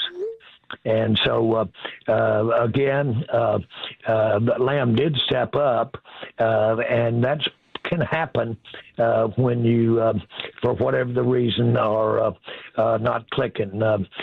Some things sometimes can go wrong, or it happens to the very best of them.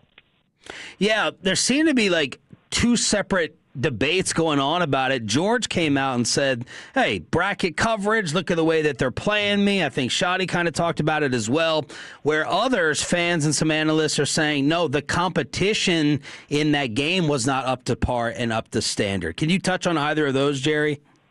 Well, I don't... Do what? I don't even understand that statement. The Detroit Lions has no defensive player on their team that scares George Pickens. I think what they did was they had a plan for George Pickens. And George Pickens is actually stating the facts. What George Pickens is saying is they had a plan. My problem is that the Cowboys, they didn't make the adjustments that were needed to kind of help get George Pickens free to where they could use both of them. They just basically, and the Cowboys got to be careful. Just going and buying into that doggone slant play, and it is an unguardable play. If you can, I want you to think about something that I saw the Philadelphia Eagles do now for the last 2 or 3 weeks. The tush push has been mostly an unguardable play. But teams have started figuring out ways to stop that tush push by the Philadelphia Eagles. So I've seen them do this now 2 times over the last 3 weeks where they're running other plays off of the tush push now. They'll get a team to sell totally out to that play and then do what they did last night. What was it? Some kind of pitch play or something they did off of that. And that's what you do when you get teams to start when they have to make adjustments to stop a play that no one has been able to stop. The Cowboys aren't running enough plays off of that play. They're not running a slant, and I think the play that you could probably run off of that is a slant and go.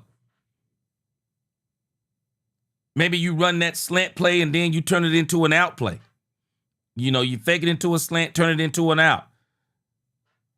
Let it, instead of it being a quick slant, let it be a post route. Instead of it being a slant, let it be a slant and then turn and go route. The Cowboys haven't gotten creative with a play that has gotten teams off balance. And I still think they're going to run back to that play this week. They're just going to have to do a better job of disguising it. They are really going to have to do a better job of disguising it. Carlos Phillips, he said, got to stop that zone stuff. He said, get Diggs back at press. Revel has been pressing, and he's been doing a pretty good job at it. He said, get Revel back at press and move Bland back inside, which is what I do think they plan on doing if Diggs gets back on the field. But that's going to be the key. Will Diggs get back on the field for the Cowboys? Because it's down to 4 games now. And then you hear Brian Schottenheimer say yesterday that now we're saying that Diggs has got to get back into football shape. Well, how long is that going to take? I mean, he's been off the field for a month. So how long does it take him to get back into football shape? So we'll see how that goes. So if they bring Diggs back, they're definitely saying that they're going for a playoff run. Yeah, I think that. Boy, y'all ain't letting up on this dude, boy. Y'all ain't letting up on that Kenneth Bird thing. I don't look at the same thing they're looking at. I look at what George Pickens has done all year. In totality, yes. I can look at a game. If you want to look at a game and compare it to the rest of the year, which you should, then you can get your answer. But just so that I'm real clear about it, I don't have the concern that the debate about what George Pickens did or didn't do in that game, I don't have that kind of concern about him as far as his competing and helping us win football games on the field at all. Jerry, you know the reputation of the star receiver, and you've dealt with many in your day. We love Michael Irvin as well, T.O. and others. And you've talked about the Dez Jay-Z story. Can you help set a baseline? I know it should never happen, but if someone's late or missing a meeting, what do you think is acceptable in terms of that's He inadvertently did it, and so explosive impact that we're used to seeing? Concern other than stop it, concentrate on it and stop it. Jerry, I'd like to ask just an overall Cavante question because we know what a weapon he is. This is a Pro Bowler. He got a new contract. Just hasn't felt like he's had that same return impact. I know Shotty yesterday said we may have some personnel changes on special teams. That could be with coverage. Why do you think Cavante is just not having that usual explosive impact that we're used to seeing? Well, it sure isn't because of, in my mind, him. You can directly give him those false signals or the reaction after you've made a fair catch signal. You can put that on him right there. But when it comes to competing, there's I don't know of anybody I'd prefer to have the ball in their hands than Devontae. So my point to you is that I think we're great there. I think we've got a Pro Bowl returner. And candidly, we got one heck of a weapon that really complements what we've got with the other parts of our game. And I've noticed, I'm not saying passing game, running game, because he can do some of that for us, as we've seen. He's an amazing football player. And you talking about someone with courage, every time he goes up in there, I'm amazed at the velocity that he attacks it. Jerry,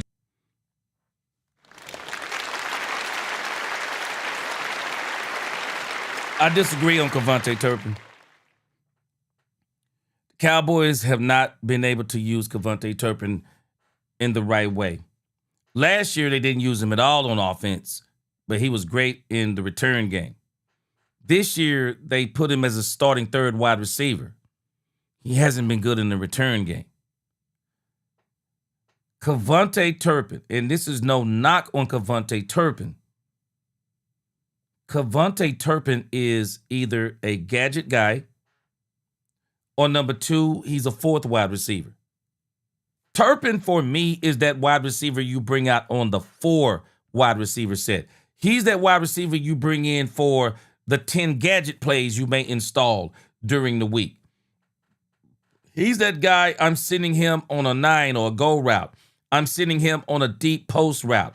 I'm sending him on a pick play, trying to get him across the middle on a safety or a linebacker, and it's in space and letting him take it to the crib. That's Cavante Turpin. But to turn Cavante Turpin into a traditional third wide receiver, you're hurting yourself. you're hurting yourself. You cannot see Cavante Turpin on short crossing routes. He's too short. If you'll notice that when Dak Prescott typically throws it to him, it's when he clears the line. Or if he's if he's on the outside and he's doing a comeback route, that's when Dak throws it to him. But other than that, the Cowboys aren't even utilizing his speed to clear out the middle of the field. They're literally running him in there like he's some kind of traditional wide receiver. This is where they're hurting Cavante Turpin. The best move they made against the Giants was bringing in Ryan Flournoy, the third wide receiver. And that's how they need to keep it. I want teams to say when I bring Cavante Turpin out there, get ready for the trick play. I want them to say that because it gets their minds running different.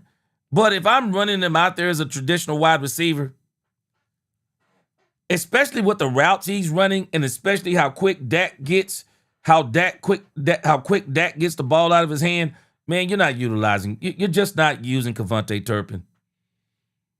And I think the Cavante Turpin issue is simple. We paid him.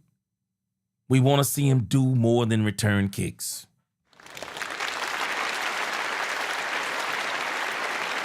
I just think it's that simple. We paid him. We want to see him do more than return kicks. That's what I think we're seeing with the Cowboys as it applies to Cavante Turpin.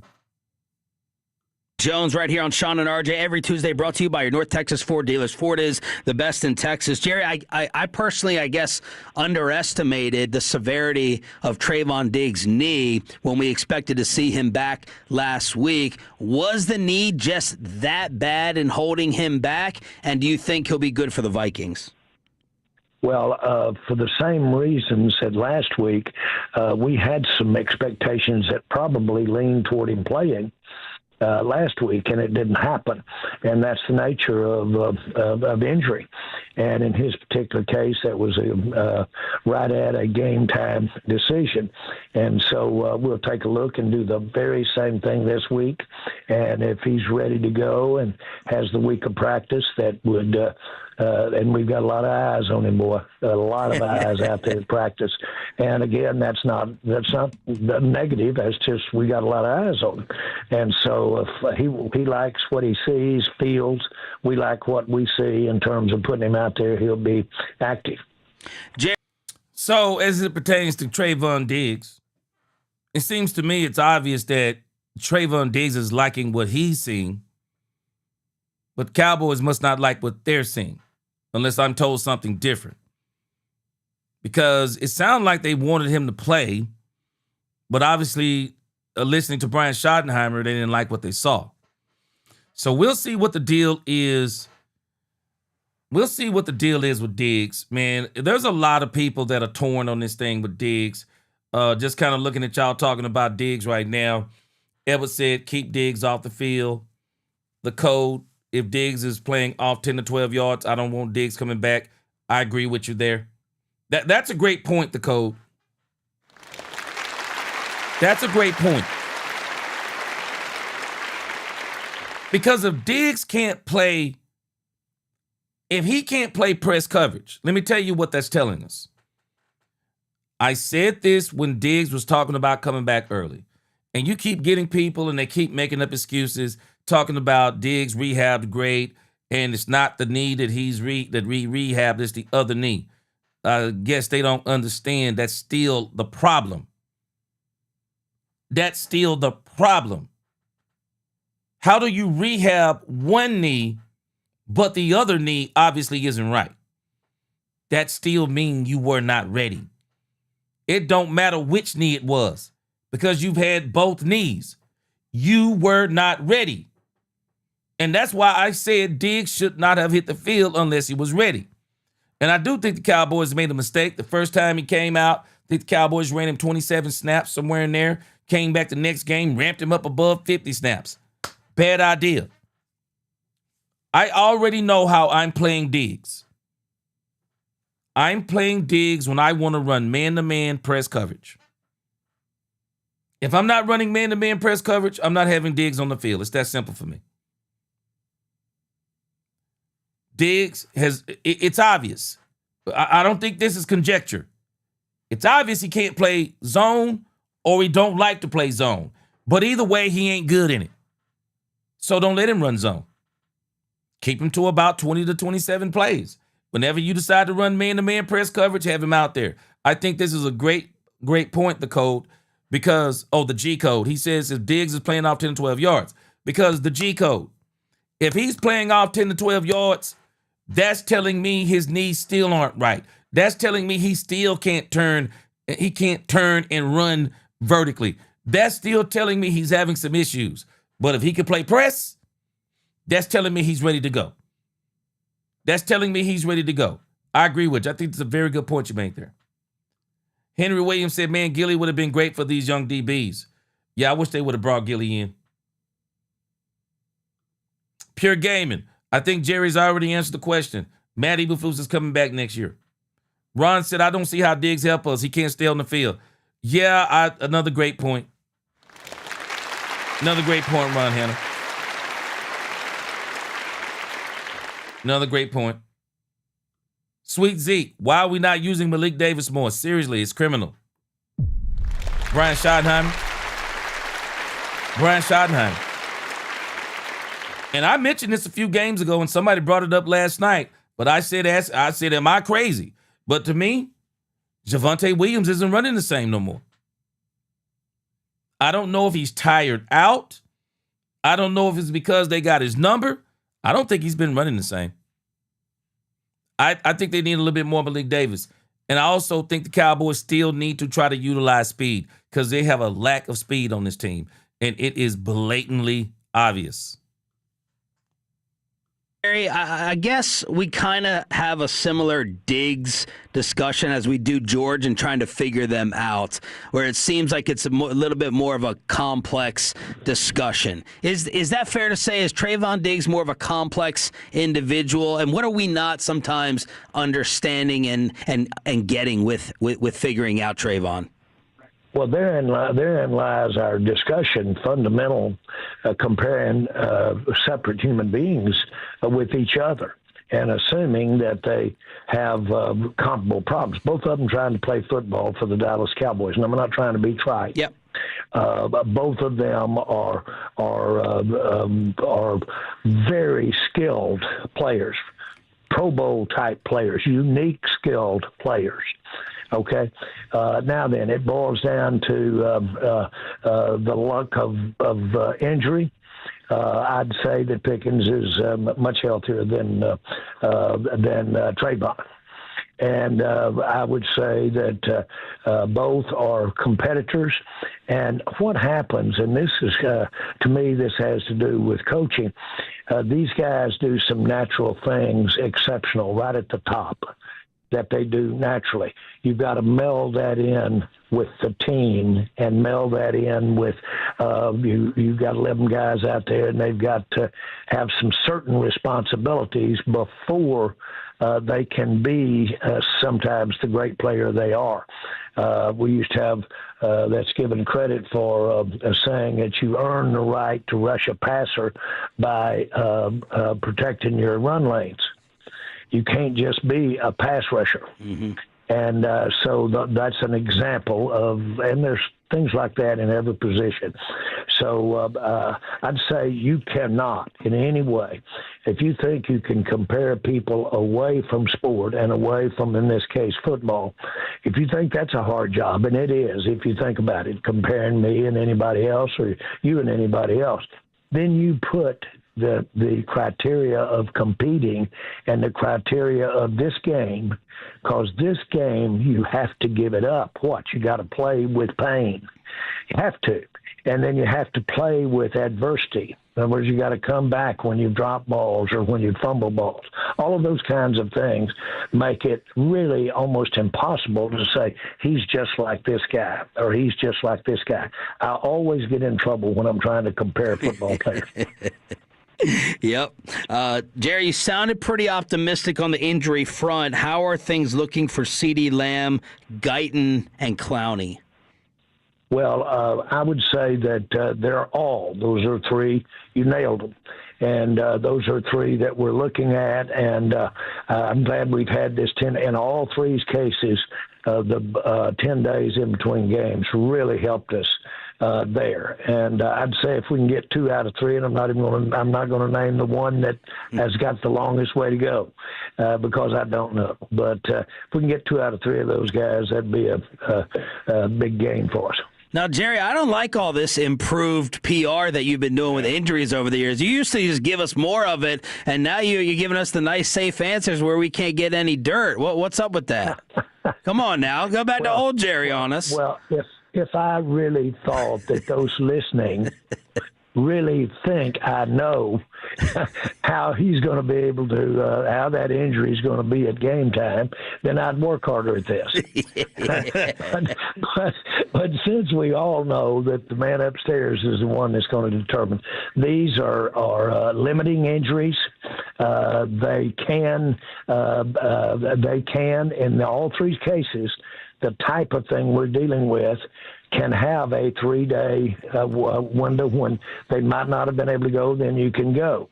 They're all doable, but they're all very limiting if they didn't make it with time. We've got the best in the world at managing them to get them up to where they can play on Sunday. And so, and everybody realizes that it's now or never as far as our team is concerned in terms of giving it everything we've got to win the game. Jerry, World Cup teams that were playing here, the schedule was announced late last week. How big was the fist pump that you gave when you found? Yeah, I disagree with Jerry Jones on Kevontae Turpin wholeheartedly.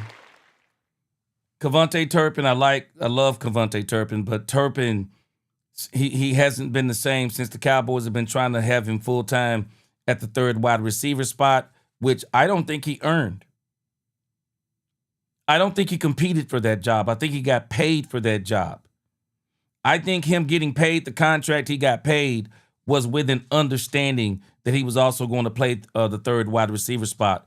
Dominique said he's taking too many hits, so it's making him timid. I can see that too. I mean, he's a small guy, man. He's a small guy. And I just wonder, how much blocking is he doing? I really think he's a liability if you're not using him. If you're not using him to clear out the middle of the field, if you're not using him to run go routes, if you're not using him for all those things, you're hurting yourself. You got to be able to use him in situations to where he benefits you. Gadget plays, get him in space, and the Cowboys have done a poor job of doing this. And so I just think he's become a liability because who is he blocking out there at his size? I just don't see who he's blocking. They need to figure out a better way to use Kevontae Turpin. This is on Dallas. They need to figure out a better way to use him. But again, this got me thinking all over again. We paid him. We're playing him. Because I don't see where he earned that third wide receiver spot. I really don't. And so, again, I really think the comments on Diggs, especially by the G code, I think that's a very good comment about Diggs. Because you're going to hurt yourself with Diggs too. If you're bringing Diggs back just to run zone, you're hurting yourself. Bottom line, you're hurting yourself if you're bringing Diggs back just to run zone. If you're bringing Diggs back, then you need to put Diggs to the test. We need Diggs to run press man. Even in zone, we need him to press. It's got to be more physical.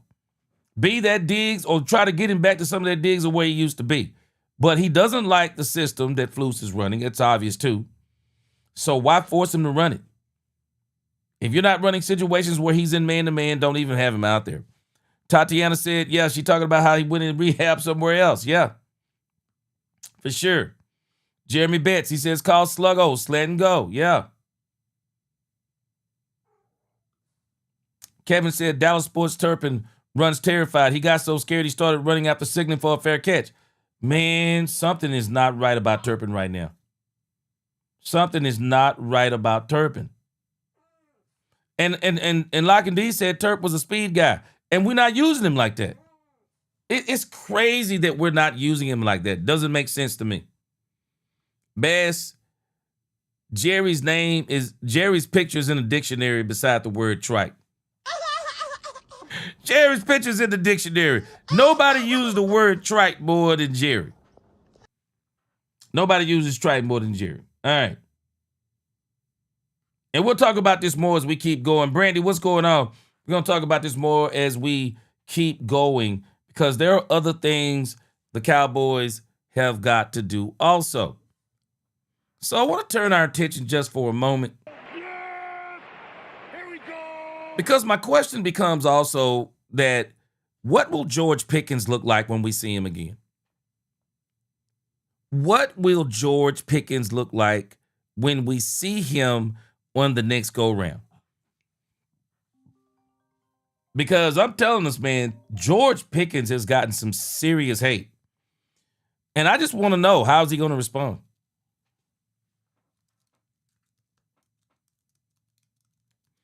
I want to know how he's going to respond. Because when I tell you the hate on this dude has been crazy, that is an understatement. I want to take you over here to 105.3 The Fan real quick. I wanted to run this the other day. I didn't get a chance to. They did this 2 days ago. And sometimes I just wonder, because sometimes, people act like it's the media's job to ask some of these questions and create some of these stories. Sometimes, man, I just wonder if some of the media outlets if they're creating unwarranted controversy. Unwarranted controversy. If we had been watching George Pickens collapse over 4 games, I mean, if he's been out there doing the Antonio Brown, throwing the Gatorade jug one game, pacing back and forth on the sideline another game, out there just halving it another game, then another game he's out there talking crazy to Dak Prescott and Brian Schottenheimer. I could see we've watched a 3-4 game cycle on George Pickens, but I truly believe what we watched was the Cowboys get out coached and a team come in with a plan for George Pickens, and we thought nobody was ever going to be able to stop George Pickens, and so we had no adjustment for it. But people took this all the way to the next level and making this about, should the Cowboys franchise tag Pickens? Should the Cowboys give him a long-term deal? Have you changed your mind about George Pickens because of one game? So many things. And this is the discussion that 105.3 The Fan started having. Check this out. And a loss that may have ended the season with the worst effort of the season, many people are believing, for George Pickens. So last night is why I wanted the franchise tag him. Now, I've been burned. I've been burned with the first Dak extension. It ended up costing more money. I am fine a lot of times with a wait-and-see approach. The biggest problem in tagging him is the cap number. Mm-hmm. So, and also what the hell David Mulugeta and him could cook up to cause another Micah-type circus. But the premise of me wanting to tag him, I just want to see you one more. I want to see your behavior for one more year. One of the things, and a lot of people don't like it because people want us to be homers, one of the things that we've always done for 15 years and we'll always do as long as I'm on the show is tell it like it is. The Cowboys can be on a winning streak, and if Bobby sees George Pickens running half speed in routes, Bobby's going to say it. All right? Bobby is wrong. I said it.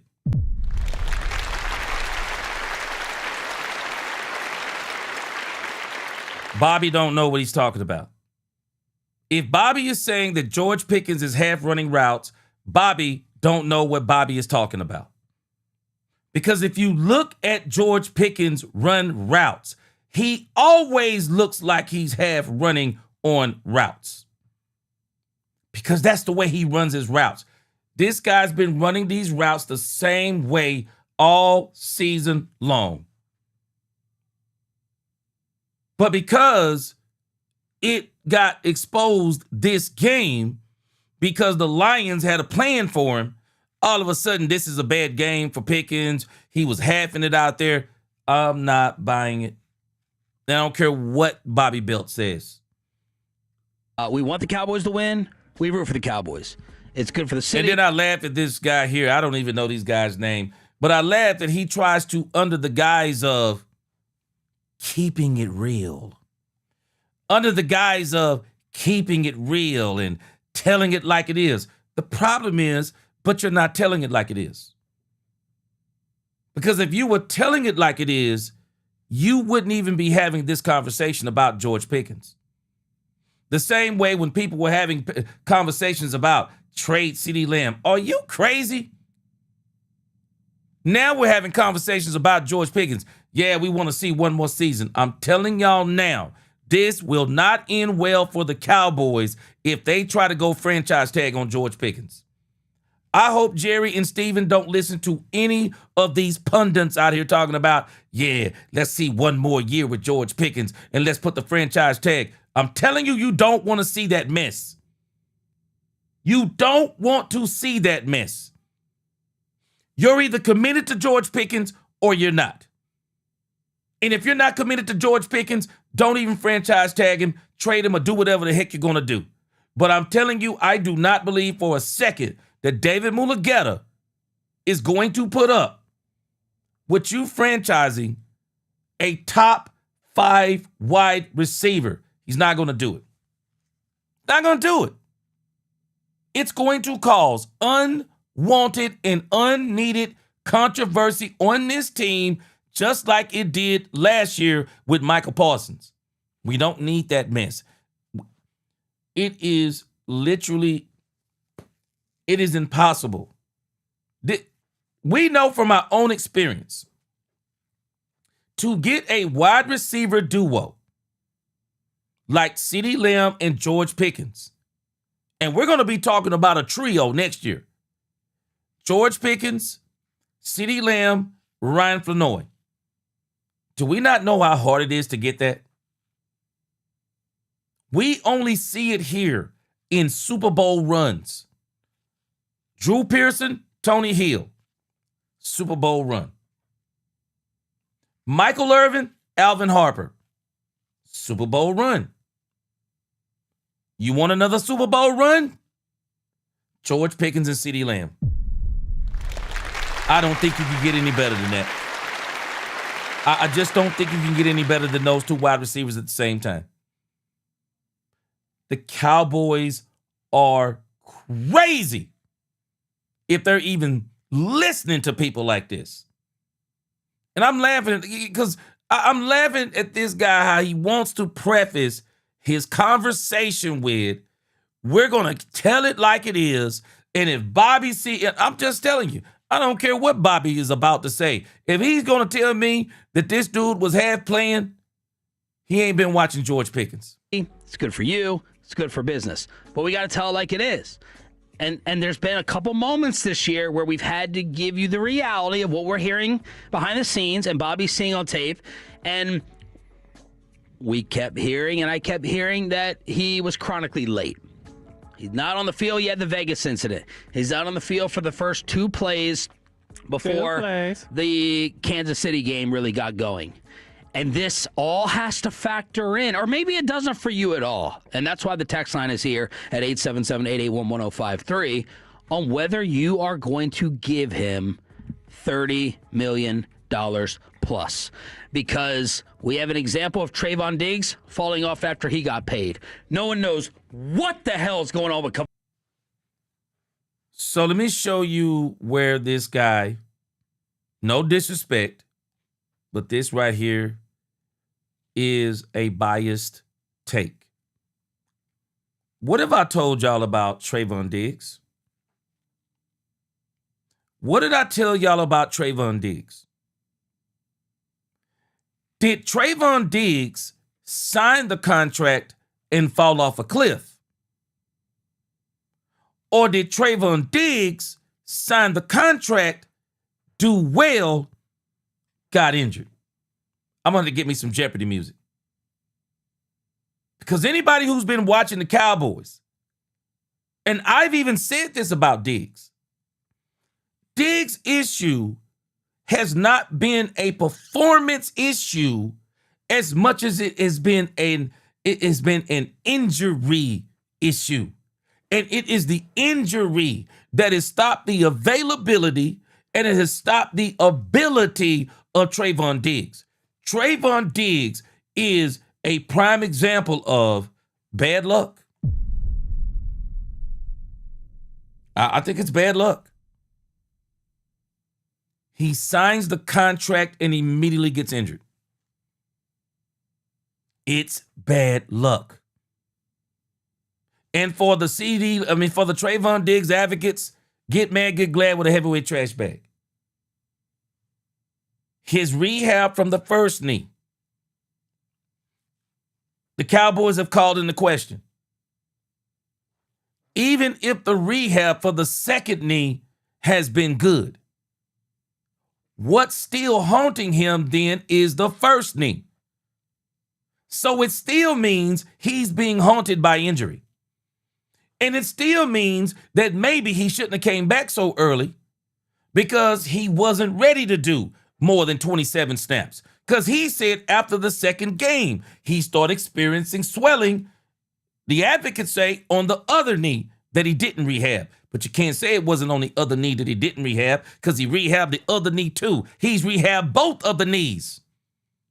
But what has betrayed Trayvon Diggs and the Cowboys is the injuries to Trayvon Diggs. And so for this guy to say that Trayvon Diggs, the problem was the Cowboys signed Trayvon Diggs, and then Trayvon Diggs, like he's acting like Trayvon Diggs fell off a cliff, started acting crazy, started doing stupid stuff. No, Trayvon Diggs, injury. That's where we are even right now with Trayvon Diggs. I don't know how much of it is injury right now, but to put George Pickens, a conversation with George Pickens, with Trayvon Diggs. What? Bro, you're not even comparing apples and walnuts. This isn't even a comparison. This is the stuff. This is the kind of stuff. And under the guise of, yeah, we tell it like it is. No, you don't. Because if you were telling it like it is, you would not be saying that Trayvon Diggs, the Cowboys signed Trayvon Diggs, and then all of this goes wrong. Trayvon Diggs was not an attitude issue. There may have been some attitude issues since he's come back from injuries, especially with the way him and the Cowboys been going back and forth. But there was no attitude issues with Diggs as much as what got Diggs is injury. Bottom line, injuries got Diggs. Pickens has nothing to do with injury. But he got paid. I know. He's just not very good. Well, as a returner, he was. He was a Pro Bowler. Yeah. And he's Two-time Pro Bowler. Two-time Pro Bowler, and he's got nothing but brain farts with his little fake hand gesture. So now we're comparing George Pickens to Kevontae Turpin. So now we're saying, and we saw what happened with Kevontae Turpin. So let's go back to Kevontae Turpin since we're going to tell it like it is. I believe the issue with Kevontae Turpin is simple. Kevontae Turpin focuses more on being the third wide receiver than he does on returning kicks.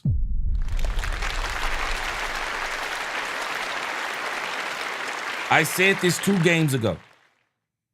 One of the things the Cowboys did wrong was allow him to return kicks and then run right out there on the field and be the third wide receiver.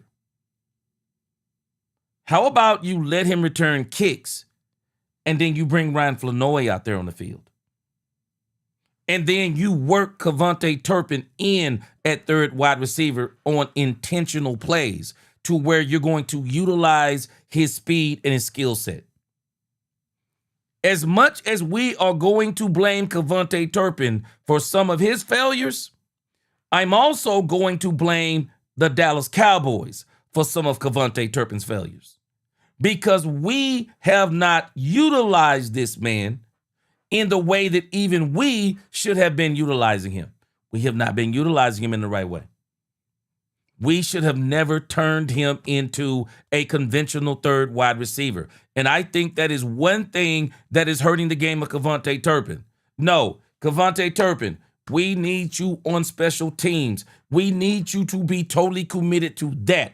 That is your primary job. The Cowboys took that primary job away from him. I can hear the conversation. I mean, if I could go and do the conversation, I could just imagine the conversation between Kevontae Turpin in the front office. Kevontae, yeah. You know, we think a lot of you. You're a special talent. You know, we're paying you not just to return kicks now. Yeah, we're paying you now because we want you to be more of an important part on this team. We want you to be on the offense permanently. Third wide receiver. That's why we're paying you. We know we do this. I hired if Brian wasn't gonna call the plays, and I'm not being trite right now. I'm not being trite. But he would not be the head coach of this football team. I wanted Brian to be the head coach so that he could call plays because I like his play calling. He hadn't called plays in 4 years. But this is what we do when we pay people sometimes. Kevontae Turpin isn't all Kevontae Turpin's fault. Kevontae Turpin is also some of the Cowboys' fault. But I'm just laughing at how he's using these examples that are not actually examples and comparisons to what we're talking about with George Pickens. Trayvon Diggs' days of being impactful as George Pickens are behind him. Kevontae Turpin is not as impactful as George Pickens. George Pickens is an elite player, game changer, straight up. Straight up.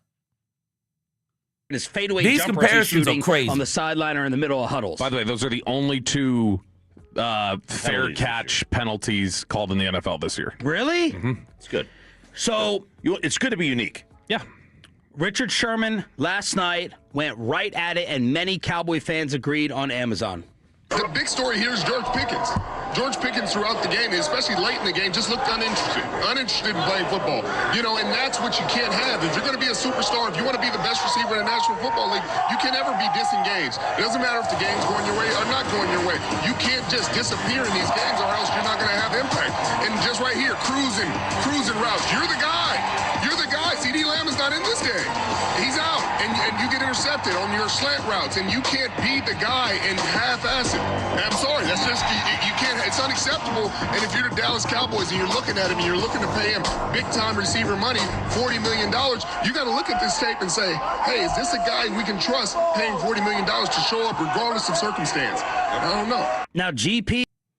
Richard Sherman was wrong.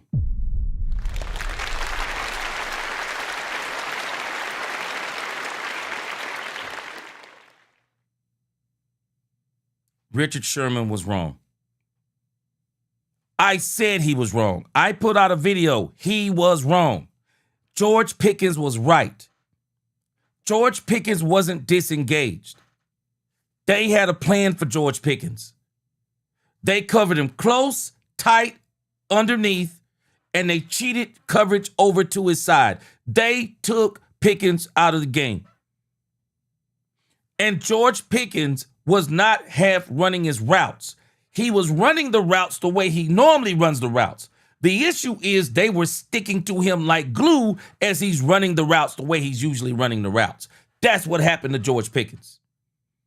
Now, the only play that I fault Pickens for, but you got to understand, I'm not trying to understand it. I'm not trying to say it's excusable.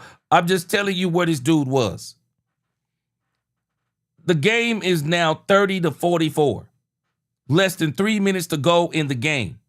Dak Prescott throws him a long, deep one, and the ball bounces about 2 feet in front of him. And rather than George trying to play the ball, work his way back to that ball and catch it, George let that ball bounce in front of him. That right there, yeah, I would get on to him. But the rest of the game, he wasn't disengaged. Can we stop not giving Detroit credit? Detroit had a plan for him. And when they got a plan for him, it is Brian Schottenheimer's job to say, I refuse to let you take this receiver out the game. I will not allow you to take George out the game. I'll put George in motion now. I'll line George and Flournoy up on the same side if I have to. But I'm going to work George Pickens open. I'll put Flournoy outside. I'll put Pickens in the slot. Or I'll put George outside. I'll put Flournoy in the slot. I'll let Flournoy run just straight up. I'll just let him run a go route. And then I'll let him run a slant off of that.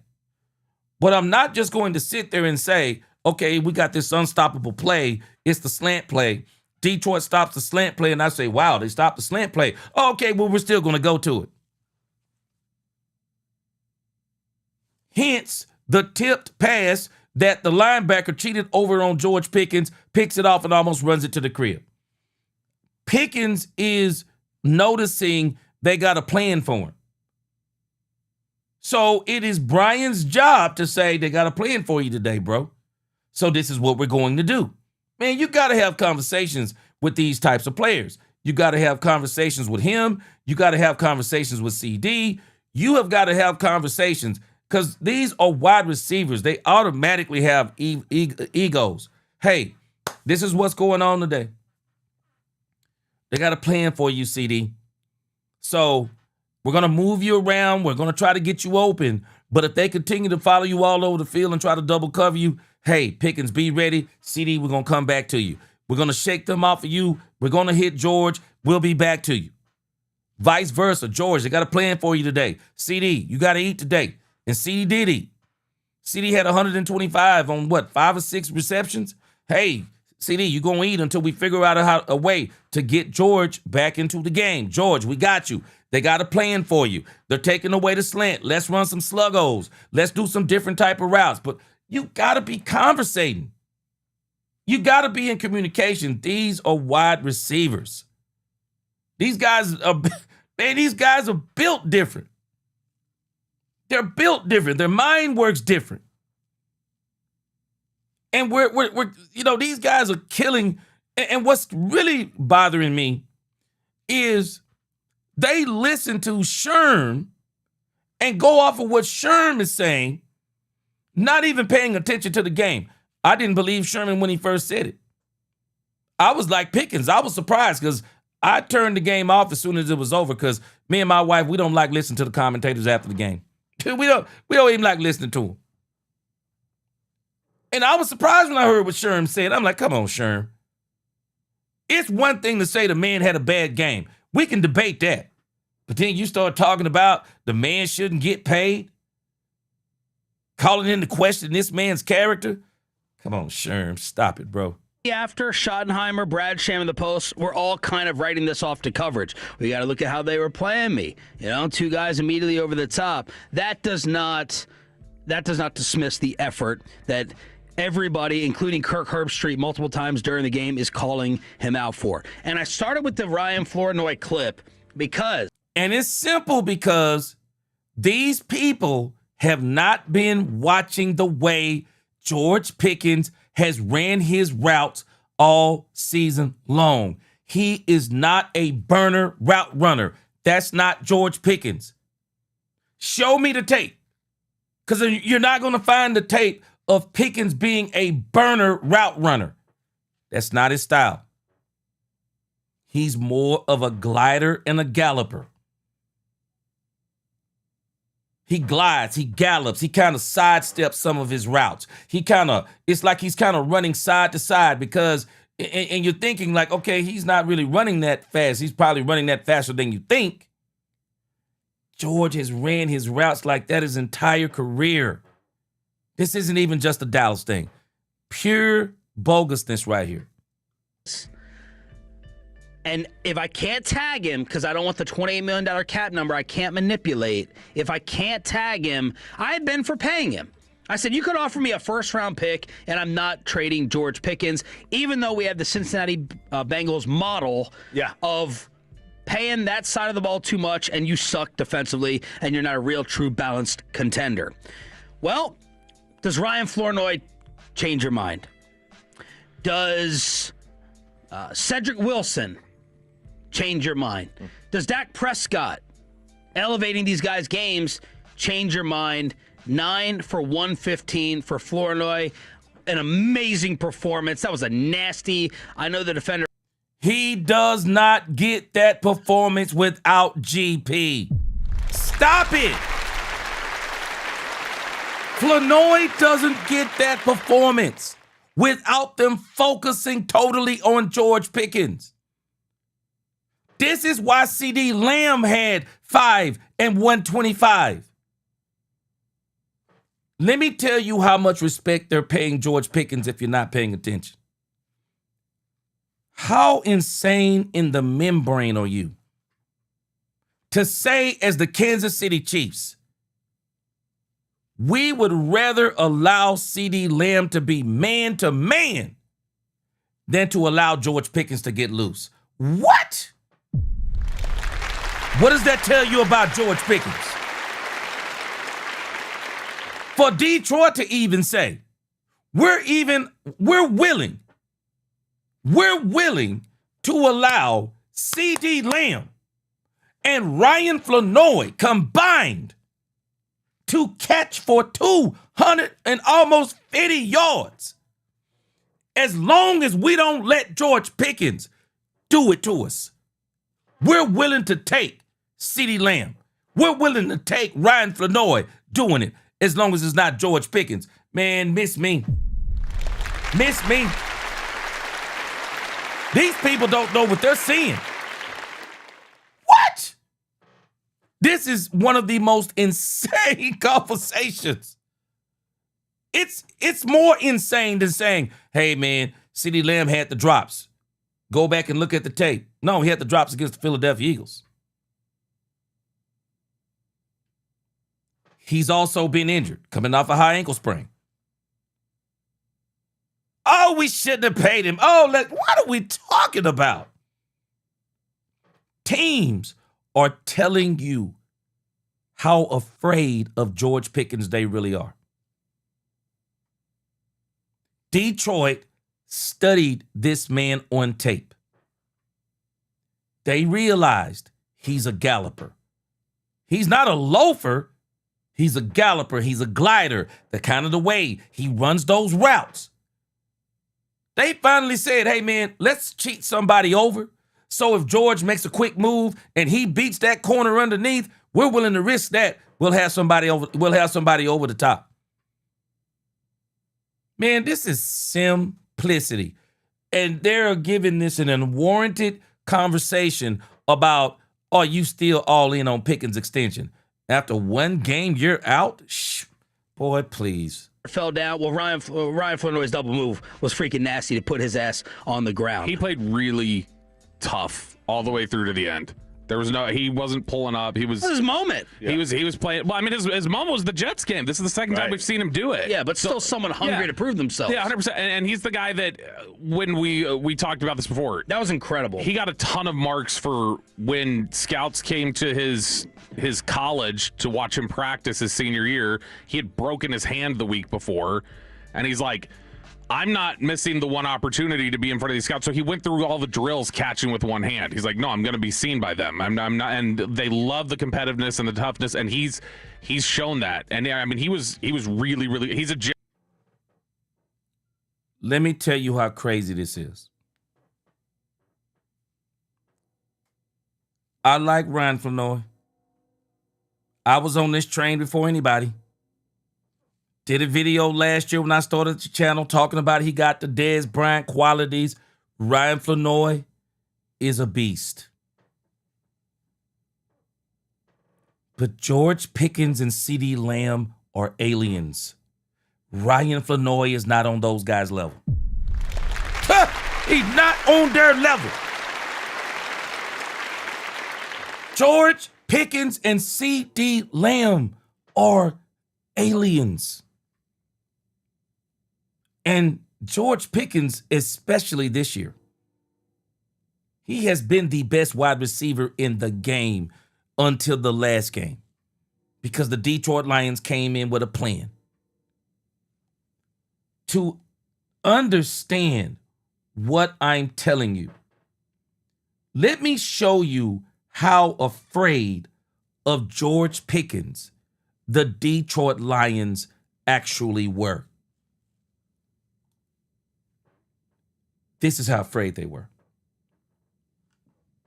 Genuine star up last night. He was really good. Maybe they're not To take anything away from Ryan Flanoy. Ryan Flanoy is my guy. I said it before this conversation. Next year, we're going to be talking about the Cowboys have the best trio in the league because Flanoy is that good. But he ain't in the conversation. That ain't even knocking him. That's not knocking him. That's telling you how great Pickens is. Look at what Detroit decided to do, y'all. Let me show you how good George Pickens really is.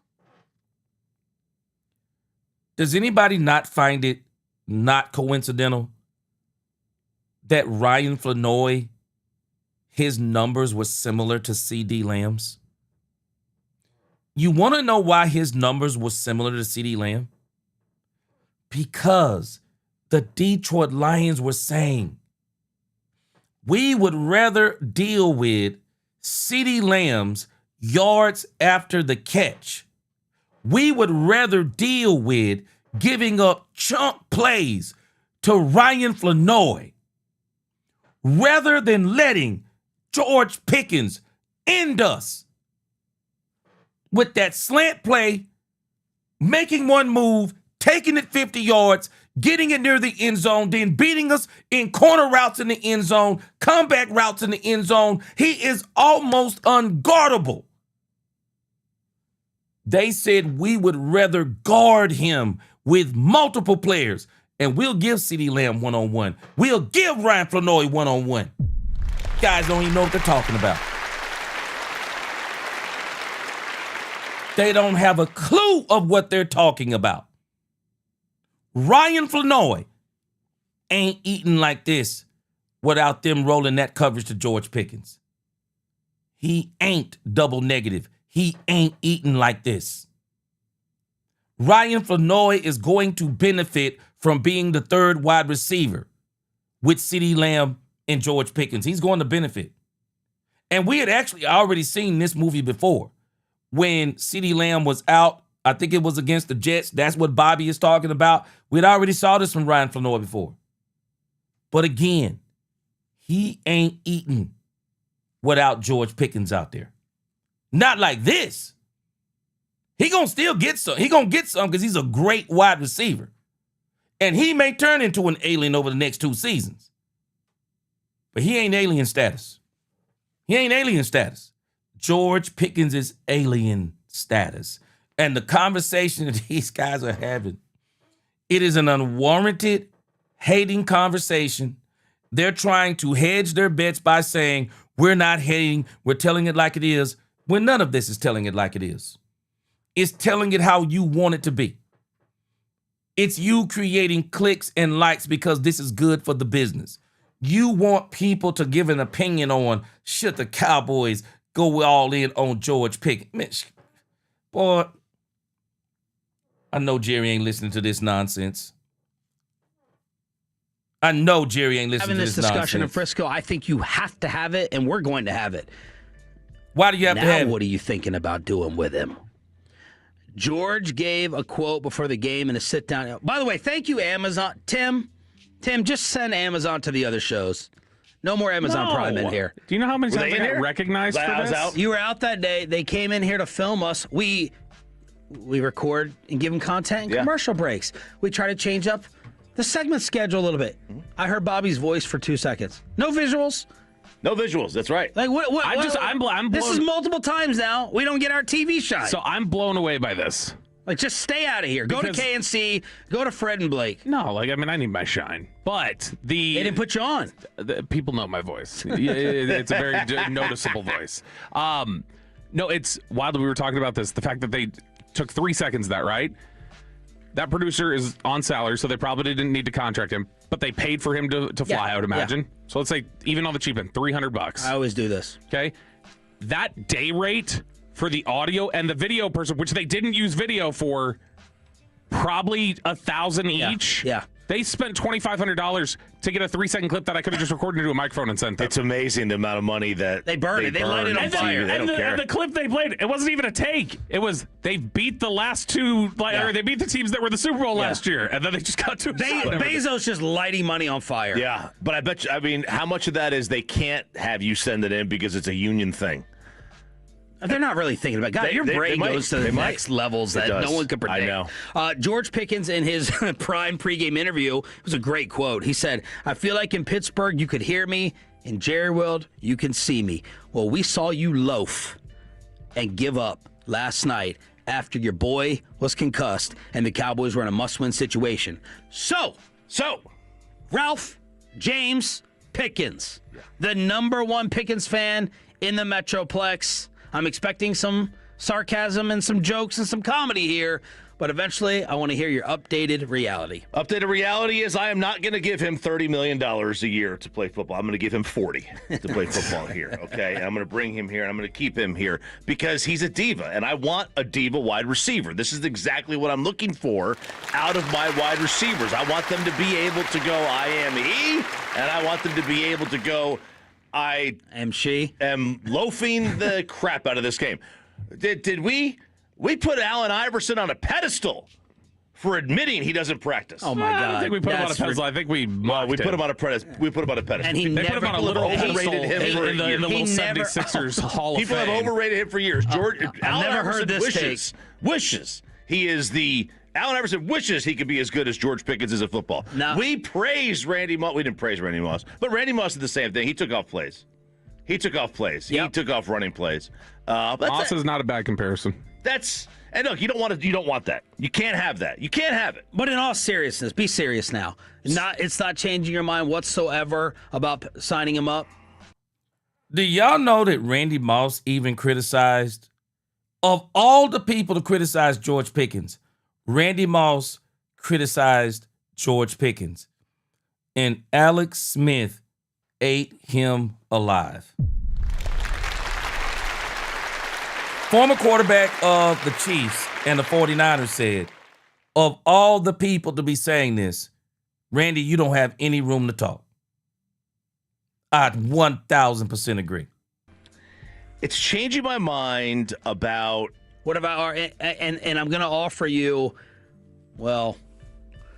You can't... The problem is you can't... Tag and trade. I'm going to offer you a second and a third. Oh, no, I need 2 ones.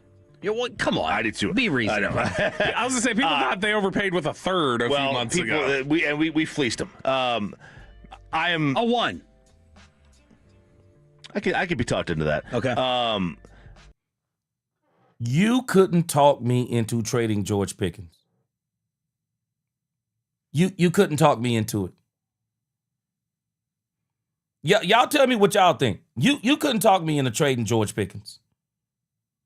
Because who's to say the wide receiver you bring in will be George Pickens? George Pickens sets this thing on fire. Sets this thing on fire. Brad said, B-man, get glad with heavyweight trash bags. He said, G, pop it off. Man, I'm just telling him. I'm keeping it clean, but I'm just telling them, man. Boy, this is crazy conversation. You couldn't convince me. You could not convince me to trade George Pickens. You couldn't convince me. There's no conversation. If I'm Jerry, you could even convince me to franchise tag George Pickens. You couldn't convince me to do it. If the Cowboys get George Pickens for the same price as CeeDee Lamb, I still say it's a steal.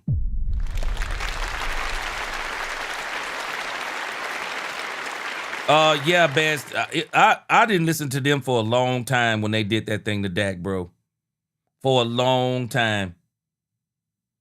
Henry Williams, he said Diggs should not have ever came back till he was 100, just like you said, G. Henry Williams, hey, Henry, I took a lot of criticism for that. But Diggs shouldn't have came back until he was 100%. I don't care if it's his other knee bothering him. He shouldn't have came back.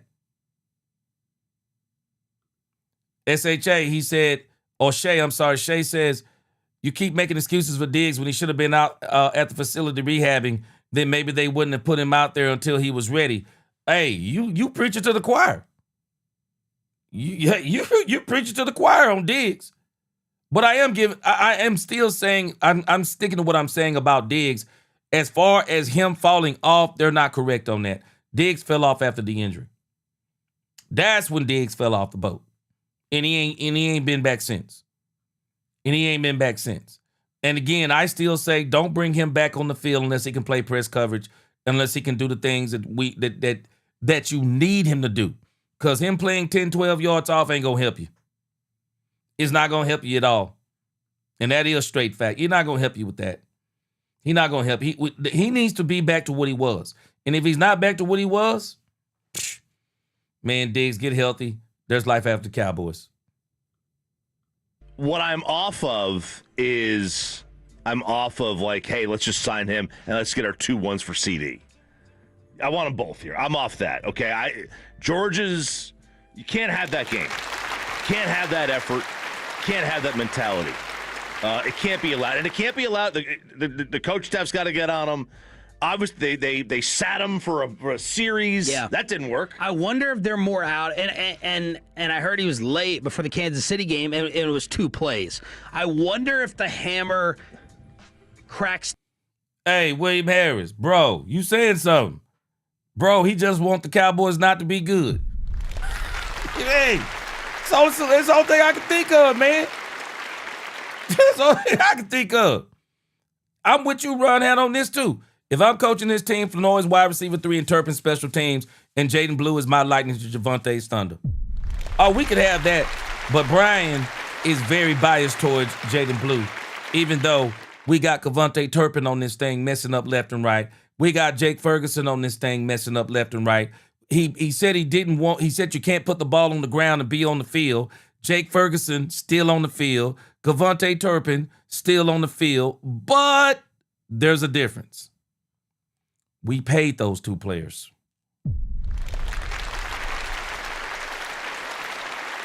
Lock and D, I agree. Sound like a lot of hatred to me. He did not have to do all that when it came to Pickens. Oh, yeah, Tatiana, he went off on him. And I don't blame him. Now, I don't like the language he used, but I don't blame him saying going back at him. Rich Lloyd, neighborhood statistician, what's going on? He said, watch the Vikings. Washington played a lot of zone. Rushed 4 and blitzed 9 times. Looked like a Fluke's defense. McCarthy carved them up. Yeah, Fluke's better change it up. All right, so for the sake of time, I want to go over now, because you've kind of heard the gist of this argument with them talking about George Pickens. And it is an absolutely insane argument in the grand scheme of things. But there is a player, guys. There is a player that came to the defense of one George Pickens. Are y'all ready? Somebody who said this before talked about the way George Pickens plays his game and runs his routes. Y'all ready for this? Check this out. George Pickens. I've heard a lot of things that's being said. George Pickens was loafing. He looked disinterested. Now, I respect the guys who have made their statements because I've been in this media game for a little bit. That's my dog, Richard Sherman, from Cali, Compton, California. And then obviously RC, he's doing his thing, and there's their opinion. I would also say they're DBs as well. Now, we all have played corner and wide receiver in high school, and Of course. and all of that. And Richard Sherman has played receiver. He's played receiver at Stanford, played it in high school as well. But he didn't play wide receiver in the pros, and I didn't play corner in the pros. But I don't think I'm qualified to say that an individual seemed disinterested. So what did I do? I went back and watched the game. Okay. Rewatched it. And I just watched George Pickens plays. I watched him on run games, very heavily involved, came down, tried to crack the safety several times. There's a lot of people who are taking shots at George Pickens for reasons that the same thing that I've talked about last week. Man, when you're not on the sideline and you don't actually hear what the conversations are going on, man, a video, we say a picture is worth 1,000 words. Can I tell you something? Mm-hmm. A video will make 10,000 words confusing because you don't know what actually was said to know why that response was appropriate or inappropriate. You're reading body language, and we hear and I've heard all these people talk about body language, but yeah, you have no certificate or any job that says you're a body language expert. Yeah, I don't even know if it exists. It does. They have them on like E! News, TMZ, like they have them in the gossip category. Yeah. Look at those slumped shoulders, Steve. You see the chin that it's down to the side? Yeah, you That see how arm, he's holding, you see how he's not holding her top shoulder. He Yeah. just has his hand at the middle of her back, but his right pinky is a little bit, all of that. So I went back, look, play 7. Harmon, Deep in we the got first tape, quarter, Harmon. 3rd and 10, ball on the 39. And ball was thrown into coverage, heavy coverage.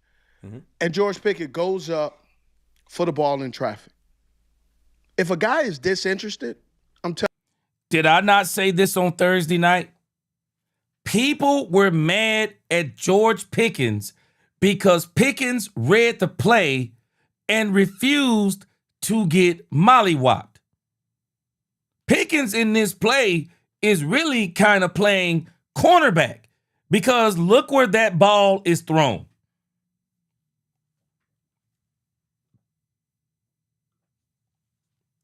Hold on a sec. Look at where this ball is going. I said this when these are lies these people are telling. And this is why Pickens went off on Sherm. Because Sherm, before even watching the tape, he out there watching the doggone game. He know more ball than I'll ever know. He's forgotten more ball than I'll ever know. And he gets he gets right on the air after watching the game. And I was watching this as I was watching the game. I was like, man, they got a plan for George. These jokers come out here talking about this dude is loafing. No, look at what they did. They played him close, and they always cheated somebody over. You see this every time every time there is a pass to Pickens. You see the cornerback riding his hip, and then you see the guy cheating over. This was not a great pass by Dak Prescott. But we want George to go in there and get mollywopped. you, he's not doing that. And I go back and y'all tell me if y'all catching that, because I'm not. Lamb gets hurt, which is, it was tough to watch that. It was. It really was. Man, I hope that it is not something more severe and it kind of becomes a problem. But there are several plays, but when CeeDee Lamb goes down, you know what I was thinking when I was watching the film, and I wrote it down? I said, everybody's talking about George. I tell you somebody you need to talk about. You need to talk about this offensive coordinator who did not make any adjustment. Did I not say this? Did I not say this? I don't fault Pickens. Did I not say this now for 3 days? I fault Brian Schottenheimer. He notices they have a plan for George Pickens. And rather than him making adjustments and saying, hey, George, let's talk for a moment, they got a plan for you. We're going to put you in motion. We're going to line you and CD up on the same side. I mean, we're going to run trips. We're going to do things to get you loose because they have decided that they're going to stick close to you, and wherever you are, they're going to try to cheat somebody over. So what are we going to do? We're going to try to run some of those guys out of there. We'll put Flanoy even underneath you. We'll let Flanoy run let him run a deep route and let you run that slant. We'll put CeeDee Lamb in the slot. Let him run them out. But we're going to clear them out, and we're going to run this play, but we got to be strategic. Did I not say this? You don't have to be a football expert, man. You just need to understand common sense. Brian Schottenheimer, I said this. He just released this today. I was saying the same things. Brian got out-coached. And the thing that's so funny to me, Brian even said yesterday he got out-coached, but he says it so nonchalantly. That's frustrating. That's frustrating. And then we're killing George Pickens. We're having conversations. Oh, shit, we paid George Pickens, and we need to see one more year. And we got all the pundits. And this is what I don't like about a lot of our people that cover the Cowboys. They become prisoners of the moment. Oh, Richard Sherman said it. And if Richard Sherman said it on Amazon, it must be true. It don't have to be true. I don't care if Richard Sherman said it. It don't matter if I say it. If it ain't true, it ain't true. Steve Smith Sr. is verifying everything I said that night and everything I've said since then. Detroit had a plan for George Pickens. And I just showed you the stats, and we're going to get back to Steve Smith Sr. I'm loving this. This has got to be the most telling stat of them all. Y'all don't think George Pickens is dangerous? Y'all don't believe me when I tell you this man is dangerous. You're telling me you would rather CeeDee Lamb go 6 for 121 in the first half? You'll do anything rather than letting George Pickens do this, letting George Pickens do you in. Why? Because George Pickens is a game breaker. Because once you get George Pickens going, you can't stop nothing the Cowboys do. You can't stop nothing they do. If you stop George Pickens,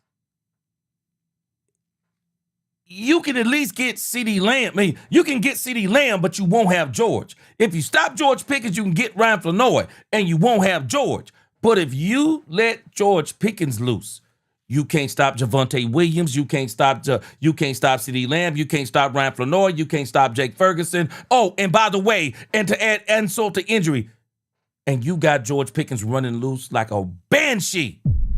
Man, Detroit said anybody but George, because George is a game breaker. I'm not telling you that CeeDee Lamb is not a game breaker, but I'm telling you this year, the ultimate game breaker has been George Pickens. He's a game breaker. He breaks your back. Because if you can't stop him, you can't stop nothing. If you stop him, even if you don't stop nothing else, he is the most dangerous. He opens up everything. He opens up the floodgates on your offense. And Steve Smith said the same thing I said. Brian Schottenheimer.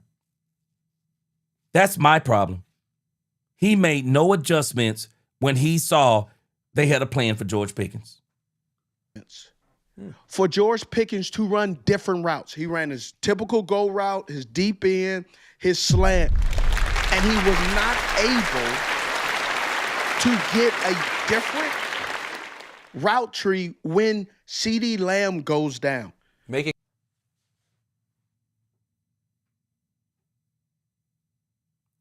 I said the same thing. Brian Schottenheimer has fell in love with the slant play to George Pickens. And did I not tell y'all, I was like, Brian, I mean, I know you know, it's a little facetiousness here, but I don't think you need to exactly tell teams, we're going to run the slant. Yeah, it's no secret we're going to run the slant. Really? Now, if it was gamesmanship and you were saying, we're going to run the slant, and you go, all right, now we're going to run some sluggos. We're going to put you in motion. We're going to run that slant from both sides. We're going to have you lined up on the same side. We're going to fake that slant to you. Then we're going to go to Ferguson. I mean, if we were really playing off of it, but we just said it's good enough how it is. And we really expected pro teams to say they're going to just keep letting us run it. And the Lions Can he run a different route tree? He can run a different route tree. But here's the thing. Even if he can't, you still got to give him an opportunity, because you can't put him in that box when you're already saying, hey, this is a contract year. We want to see what we have. So give that man an opportunity to run every route on a route tree. Mm-hmm. Let him, if you really want to allow him to go grab his bag, or get that man that credit card with no limit on it, and see what he does. But you can't sit there in the middle of the football game and just keep running double moves with safety over the top. They had buzzing coverage underneath. They had linebacker buzzing underneath. The corner was playing underneath, saying, hey, I'm not biting on anything. Did I not say this? I said the same thing. I'm not telling you I'm a football savant. I'm just giving you common sense.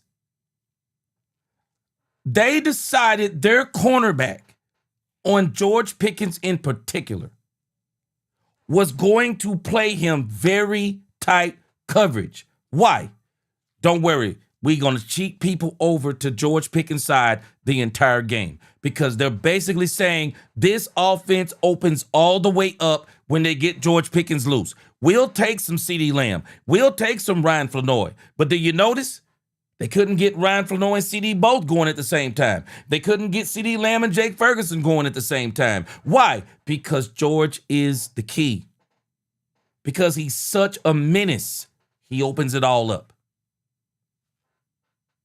It is Brian Schottenheimer's fault, and I've been saying this, and Brian is verifying it. He's verifying it. It's basic stuff. But let me tell you about people. They were already jealous of George Pickens. I don't care what people tell you. They did not want to see George Pickens be successful. They didn't want to see him be successful. I've learned something about people. That's why I tell y'all all the time, don't let people bill you, because when they bill you, they can kill you. They build you up so they can tear you down. They make you into a big story so that the tear down is a bigger story. Don't let people build you up. You go out there, you work hard, you get it out the dirt, and you get it on your own with you and God. So that when they come and they talk about your work, they can't take credit for your work because it's your work. It's a crying shame of what these people were doing to George Pickens and didn't even pay attention to the tape. Let me see what my man Virgil said. He said, I disagree with that take from Richard Sherman. Amen. I agree. I disagree with it from the get-go, Virgil. Didn't even go back and look at the tape because I saw the game. I saw exactly what they were doing. And Sherm is out there on the field. Ain't no way Sherm can't see what they're doing. Virgil said, a former player, how could you say that Pickens is going to show out? Everyone's show out. Everyone's talking about Pickens. It's a team sport. Coach has to adjust. Virgil, I said the same thing that night. My problem is Brian saw how they were holding him and refused to make adjustments. Poopy D, he said CD was good for that anyway. Hey, Poopy D, nah, bro. CD was on track for a career night. They were willing. Let me tell you how crazy this is, Poopy D. Do you realize they were willing to allow CD Lamb to catch, at least this is how it appeared, they were willing to allow CD Lamb for catch for 200 yards. That's basically what they were saying, because they were not moving off of going man-to-man on CD Lamb.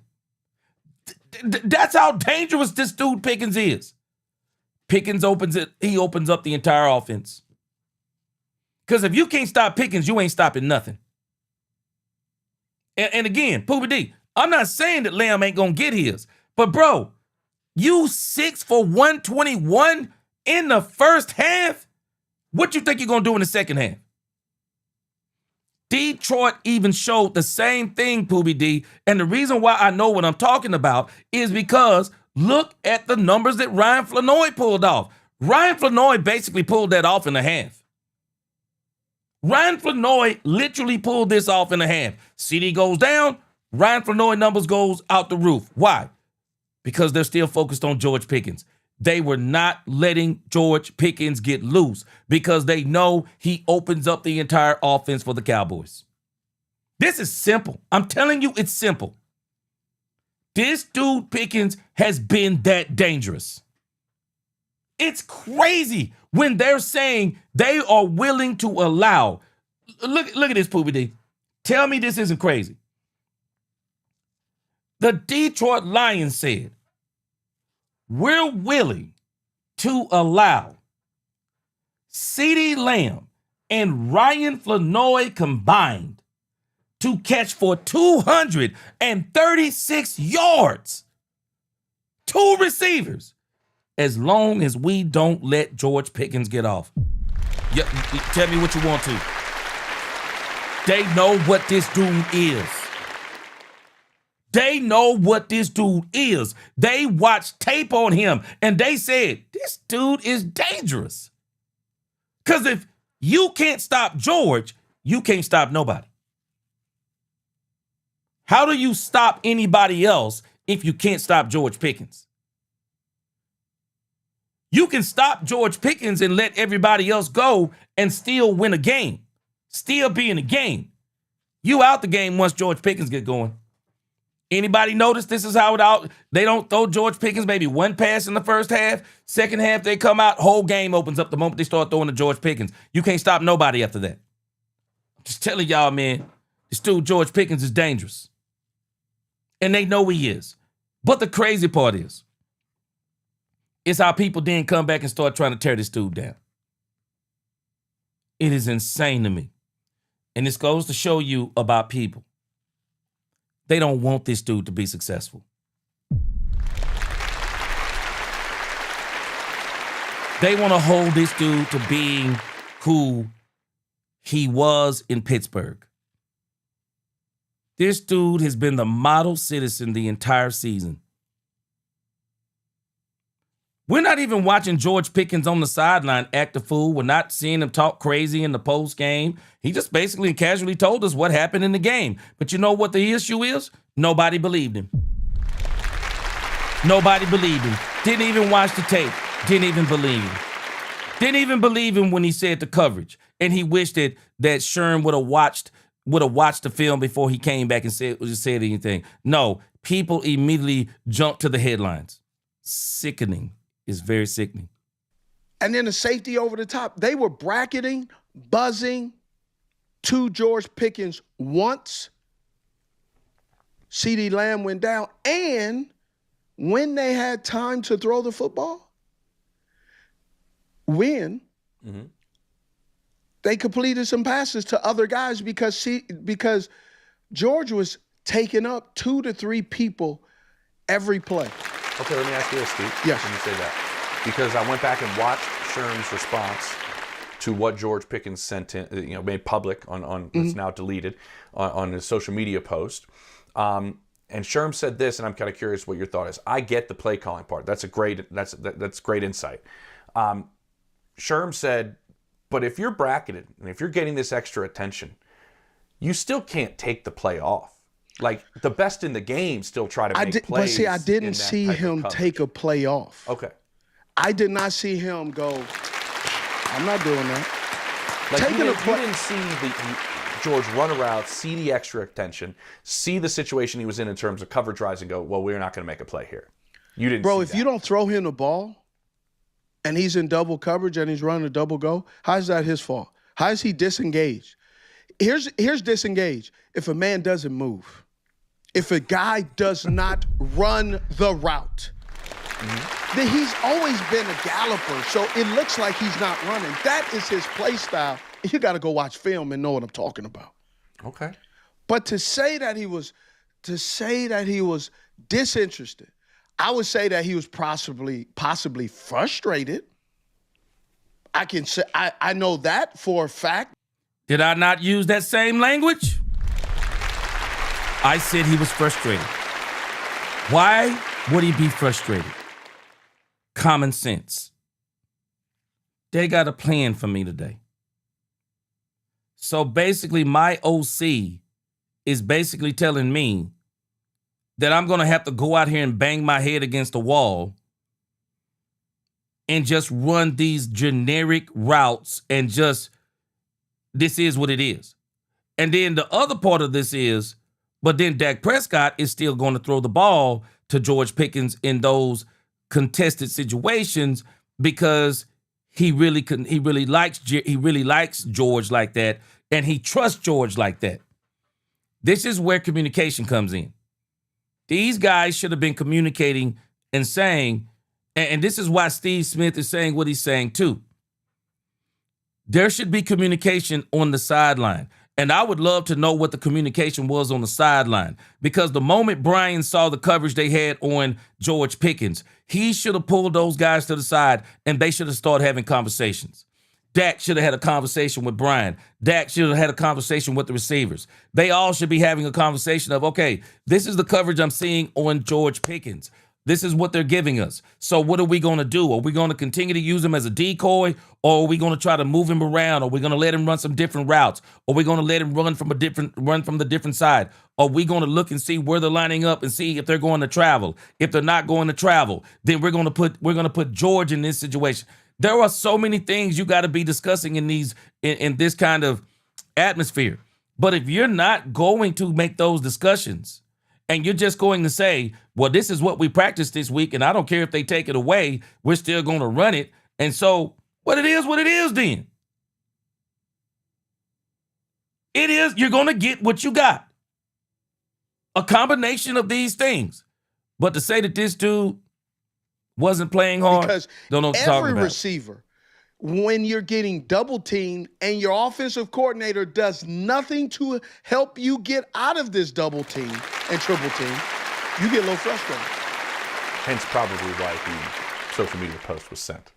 I mean, you don't send that unless you're irritated after the game for a variety of reasons. Obviously. You are irritated, and yes, you're irritated because some of the guys who have been here knows exactly what goes on. And you can't control. I've been frustrated a lot as well. Really? And there has times where I was like, they on this BS today. And you know what I've done? To get my chi back? Find yourself.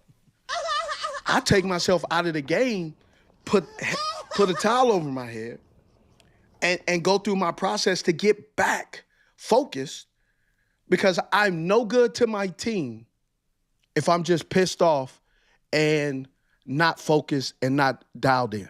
When you read this social media post by George Pickens, were you thinking to yourself at all, would have completely sent that if this was around when I was in my prime, that I would have been on social media sending this? Would you have done that? Absolutely, yeah. In today's, you see how I respond to people sometimes on regular, so yeah. Now I use Simply Safe. I got a new place and I'm sitting here and I go back and forth. I'm always somewhere, but I'm never really at not just your home, but safeguard journalism side of it, not a former player, then being put in the situation where you need to critique guys that are doing and playing the game that you loved and playing the game that you played, and they're still, you're part of that player fraternity still, Steve, but now you have to critique the fraternity. It's a hard spot to be in, and that's why also I understand why players take offense to it. Like, hey man, you're part of the fraternity. You're ripping me apart. Like, I do get both sides of it. No, the fraternity part doesn't. I don't think the fraternity part bothers people for the most part. I think it bothers people when you're a former player and you just switch over to the media and you start reporting things like you don't know the game. That's the stuff that makes a player mad. You're talking like you don't know the game. That's what ticks a player off. And that's what ticked off George Pickens. Nah, bro, don't talk like you don't know the game. And you just want to throw me under the bus like everybody else. If there is anybody who ought to be talking what's real, it ought to be players. And they ought not be popping off at the mouth like they don't know what's going on out there. Man, I'm telling y'all, I didn't even go back and watch the tape. I observed this just from watching the game. It was obvious what was going on with George Pickens. They had a plan. Christian Legal, appreciate that super chat. I agree. Christian Legal said Jerry isn't letting GP go anywhere because he making up for that Randy Moss fiasco. I agree. George Pickens is Jerry Jones, Randy Moss. I agree with you. In the way it is. And Sherm did say, like, man, the reason I'm being critical, too, is I think he can be one of the best receivers in football. Yeah. I have high... Nah, bro. He already is one of the best receivers in football. It ain't what he can be, it's what he is. Let's stop talking in future tense. George Pickens, statistically and on film, and it shows because we have watched 2 teams in a row. Kansas City Chiefs would rather go one-on-one on CeeDee Lamb and roll their coverage to George Pickens. Detroit came back and did it even more. I mean, they went even more intense. They went extremely aggressive at George Pickens and said, hey, we want you to be super tight on George, and we're going to cheat all that coverage. We're going to buzz. We're going to have over the top. We're going to commit so much to George Pickens and still let CeeDee Lamb and Ryan Flanoy go for 236 yards? Tell me George Pickens is dangerous without telling me he's dangerous. Shoot. Man, you willing to give up that? Tell me this man dangerous without telling me this man dangerous. Shoot. Expectations for him. I understand that part of it too. But I also, like Steve, I get George being upset. You can't say Sherm doesn't know ball.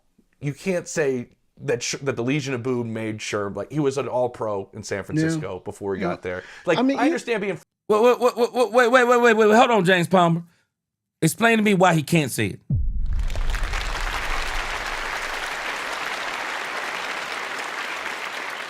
Explain to me why he can't say it. If Sherm can say what he's saying without going back and watching the tape, because it's obviously it wasn't enough for him to be watching the game, makes me wondering what he's doing all game long. If he can say what he said by watching the game as an ex-player and not being able to make an observation that I made as somebody who's just watching on a regular TV and not an ex-player, and then he gonna go out there and put out there in the atmosphere, oh, the Cowboys, they got to take this in consideration when they're talking about paying him all this money. And so if he can say that, how come this man can't defend himself and clap back and say, you don't know ball? Because why is it that he can say it? Because even if Sherm knows ball, he's talking like somebody who doesn't know ball. Stop it, James Palmer. Yes, he can. Yes, he can. Frustrated and taking some shots. Yeah. But this isn't a no-name guy making some... Yeah, and even a guy with a name like myself. Mm-hmm.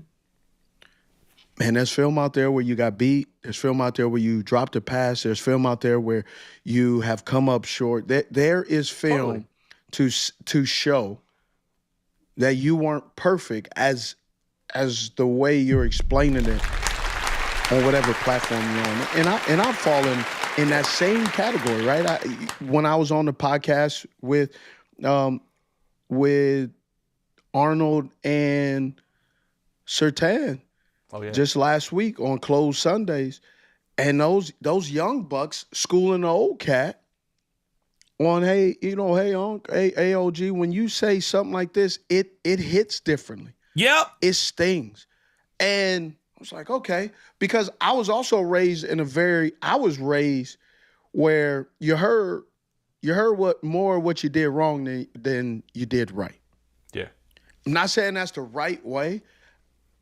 I'm just willing to put myself out there and say, hey, this is what I mean, or this is what I saw. I'll tell you one thing. George has heard a lot this year of what he's done right. Man, he's a lot. Look, I even wrote. Oh, okay, James Palmer. Did he not deserve it?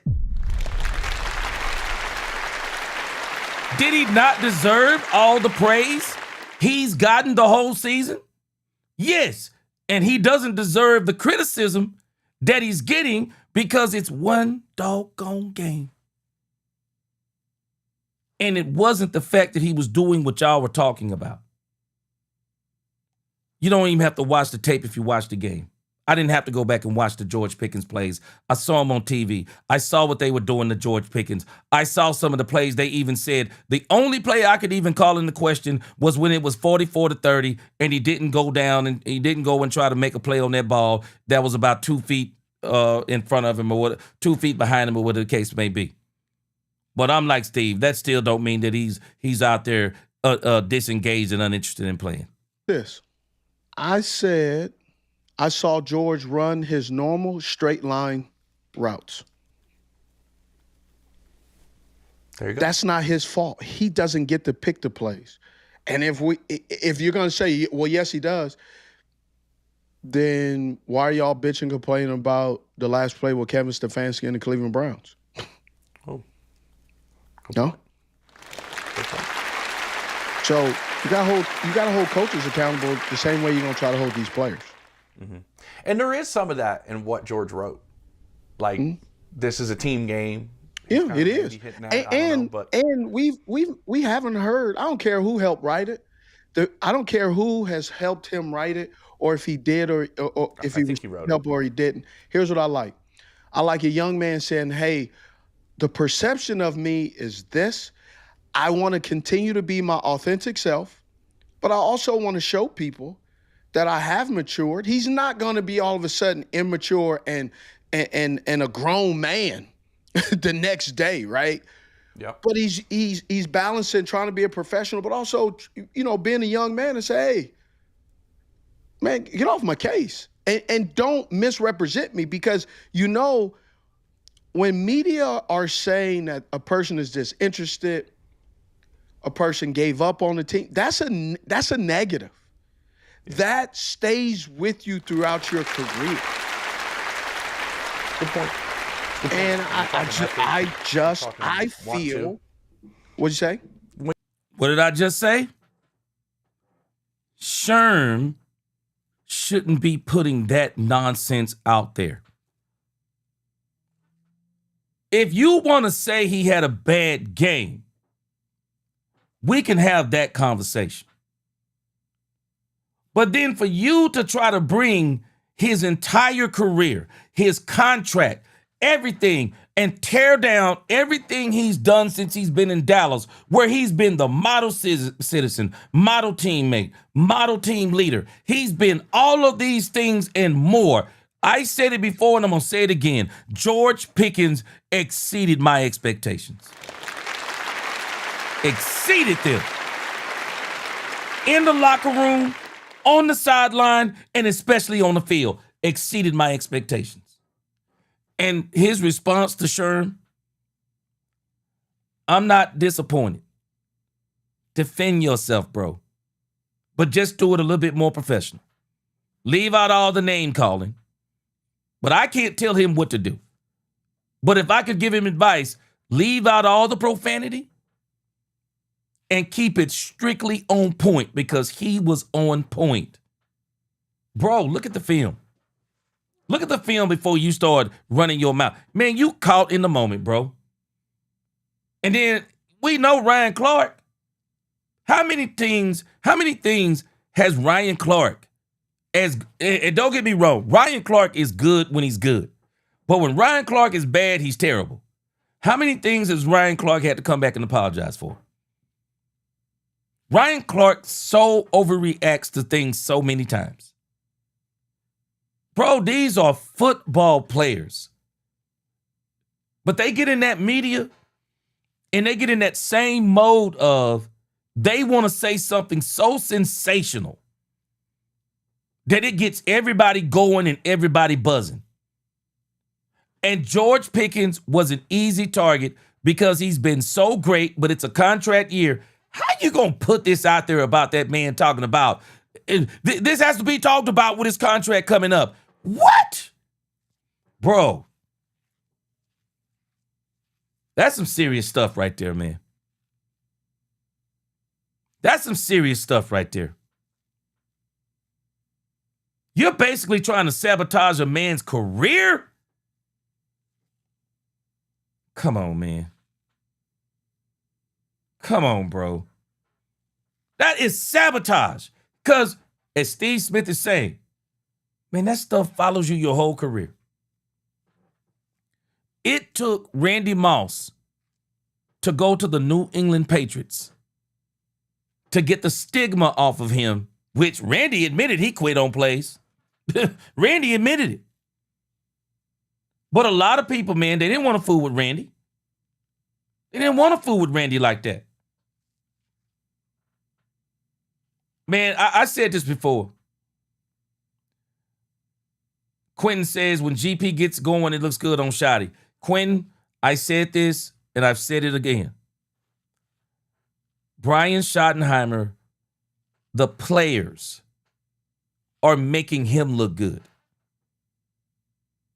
Dak Prescott has been making him look good because we've seen Dak Prescott do this to every coach that has been here. Dak is making, Brian is saying, oh yeah, we've kept Dak upright. We've done a good job of keeping Dak Prescott upright for the whole season. Have you? Because the reality is Dak Prescott has not gotten sacked as much as he should have because he's been so savvy and crafty in the pocket, moving around, stepping out, running out, scrambling, getting the ball out of his hands quick, extending plays. Dak Prescott has been magical this year. Magical. Brian is benefiting from great players, but the players are not benefiting as much from his great play calling. I'm not saying he doesn't call great plays from time to time, but I tell you this, I can't recall a play that I've seen from the Cowboys this entire season. I can't recall a play call that I've seen that when I watched the Bears play that made me go, wow. I haven't seen plays like that. I haven't seen plays like that from Shotty yet. And I'm going to say yet. I'm going to give him that credit of yet. But he's benefiting from these players. And the problem is when they stop Brian, the players look bad for it. The players get all the smoke when Brian don't look good. When Brian gets out coached, the players look bad, just like they did against the Denver Broncos. Dak Prescott out there against the Denver Broncos having a terrible game. Some of it was the pass rush, but the other part of it was the play calling. Poor situational play calling, all these things. And again, getting back to this thing with Sherm. James Palmer is not understanding what, and I think he is understanding now what Steve is telling him. Sherm can't put that dumbness out there in the atmosphere talking about this dude. This got to be examined. This dude is quitting on. Stop it. It's dumb stuff. You want to say the dude had a bad game, say he had a bad game. Man, don't come out here talking about this dude. They need to reevaluate this. Same thing the dudes on 105.3 The Fan talking about. If I need to see another year, I franchise tag him. People who are saying that stuff, I'm glad you're not running the team. And I hope the Joneses, I hope they shut the door on anything you're saying. I get what you're saying. When you're talking about a man's effort, his want to, Yes. those things that honestly, those things come into play when we're talking about contract negotiations. Yes. So my thing is, overall, I disagree. I went back and watched all his plays. George Pickens did not look disinterested. George Pickens did not loaf. There were times I think he probably shouldn't have the ball shouldn't have went his way, and times it should have. Mm-hmm. But Dak didn't have enough time anyway, half the time. Well, Dak kept going to him because he still goes, this is a hell of a player. I still got to go But there were times where he wanted to go to him and he couldn't because they had 2 and 3 people on him. Yeah. That's not his fault. The funniest part about all of this is it was all DBs that were criticizing another wide receiver. It wasn't a wide receiver. It was just DBs. Now, I understand we're all football players and we all have interchangeable positions in high school, middle school. I played a lot of different positions. I played DN, I played H-back, I played halfback, wide receiver, right? But safety. But I'm a receiver. And I try to stay in the receiver category. Now, I watch DBs and footwork, but I'm not going to – I thought to hear other DBs, non-receivers, talk about someone's effort. Thought that was very shocking and a bit confused. Well, I would say this. When we put this, a button on this, Steve, it didn't seem like Brian Schottenheimer had a problem with it. It didn't seem like Jerry Jones. He came out publicly and said he didn't have a problem with it. So I think they know where they stand with their receivers. So. Well, you know why they didn't have a problem with it? Because they know he wasn't loafing, and they know he wasn't disinterested. That's why.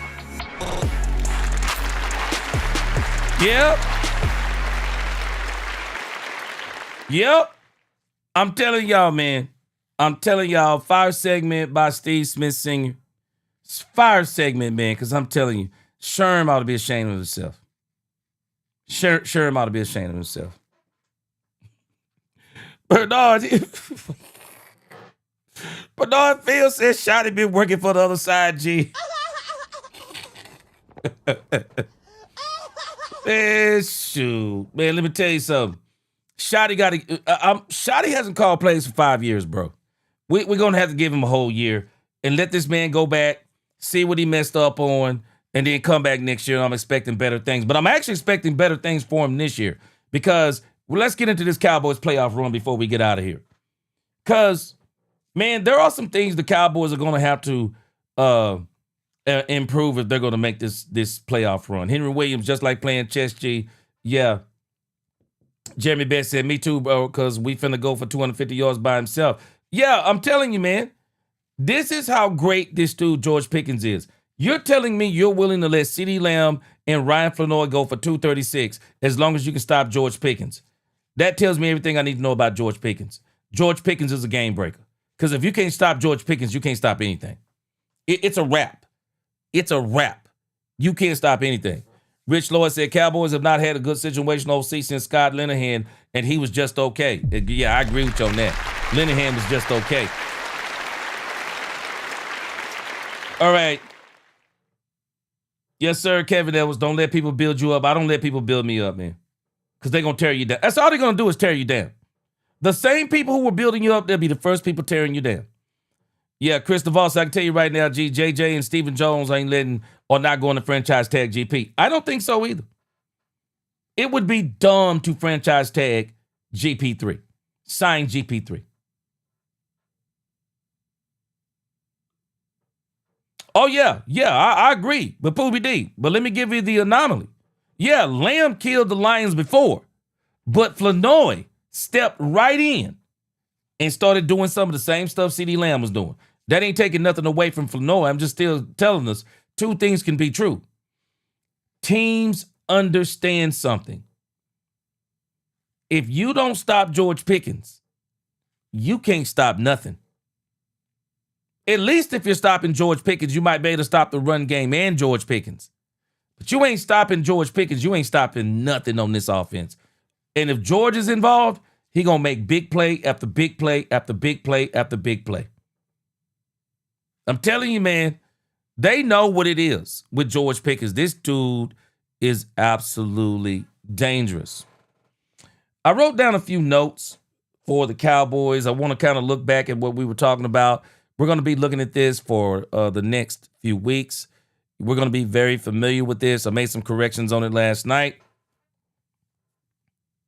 Cowboys road to the playoffs. I want to deal with this before we get out of here tonight. The Cowboys control their own destiny. The Cowboys absolutely control their own destiny. And I know we're saying, yeah, but we got some teams that have to lose in order for the Cowboys to do this, that, and the other. There are really only two teams. I said I really think it's only one.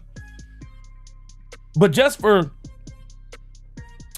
balance, there are only two teams the Cowboys need help from. Because I've already explained this, but when you look at this chart, the Cowboys cannot get anything but 7. 7 or a division. That's it. The division or the 7th seed at the wild card. And the reason being is that a lot of the teams that are in front of the Cowboys, they have now already, and they've already amassed 9 and 10 wins. Let's put up the NFL standings on this first. We talked about this last night, but I want to hit on it again. This is kind of where we are with this. The problem for the Cowboys is the NFC West. The NFC West in particular is a problem. Because in the NFC West,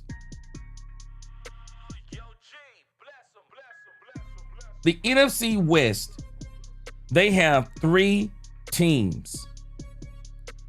The Rams are 10-3, the Seahawks are 10-3, and the 49ers are 9-4. So the only thing that's going to happen when you look at the playoff picture, that the Rams right now are in the divisional lead. The Seahawks and the 49ers are both in the wild card spots. They are consuming the number 5 and number 6 spot. So the only thing that's going to happen between these 3 teams, whoever wins that division, they'll be the divisional winner. And then whoever is not the divisional winner between the Seahawks and the 49ers, they're going to be the number 5 and the number 6 seed. The only thing that is really available for the Cowboys through the wild card in reality, it is the number 7 seed. And the reason why the Cowboys will not be able to get the 6th seed is because once the Seahawks win one more game, the Cowboys can only win 10 games. So once the Seahawks get that 11th game, they're beyond the Cowboys. The Rams, if they win the division, they'll be beyond that 11th game. The 49ers, I believe, they have the easiest schedule of all these teams that are going down the stretch. They will get that 6th seed. It'll either be them or the Seahawks. They're going to get that 6th seed. The only thing that remains for the Cowboys is the 7th seed through the wild card or winning the division through the collapse of the Eagles. And as we are looking at the Bears' schedule, they have 4 games left. I still say the Bears have 2 games built into this schedule to where they're going to win. 3 of the last 4 games are at home. I do not believe they're dropping 3 games at home. I believe they will at least win 2 of these games at home. I think they'll beat the Browns. I think they'll either beat the Packers or the Lions. They should have beat the Packers this past week. I think they'll beat the Packers in the following week.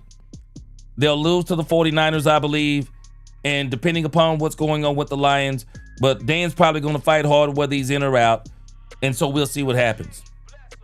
But I do think the Bears are going to get those 2 more wins. Some people are saying they believe the Bears might actually only win 1 out of the next 3.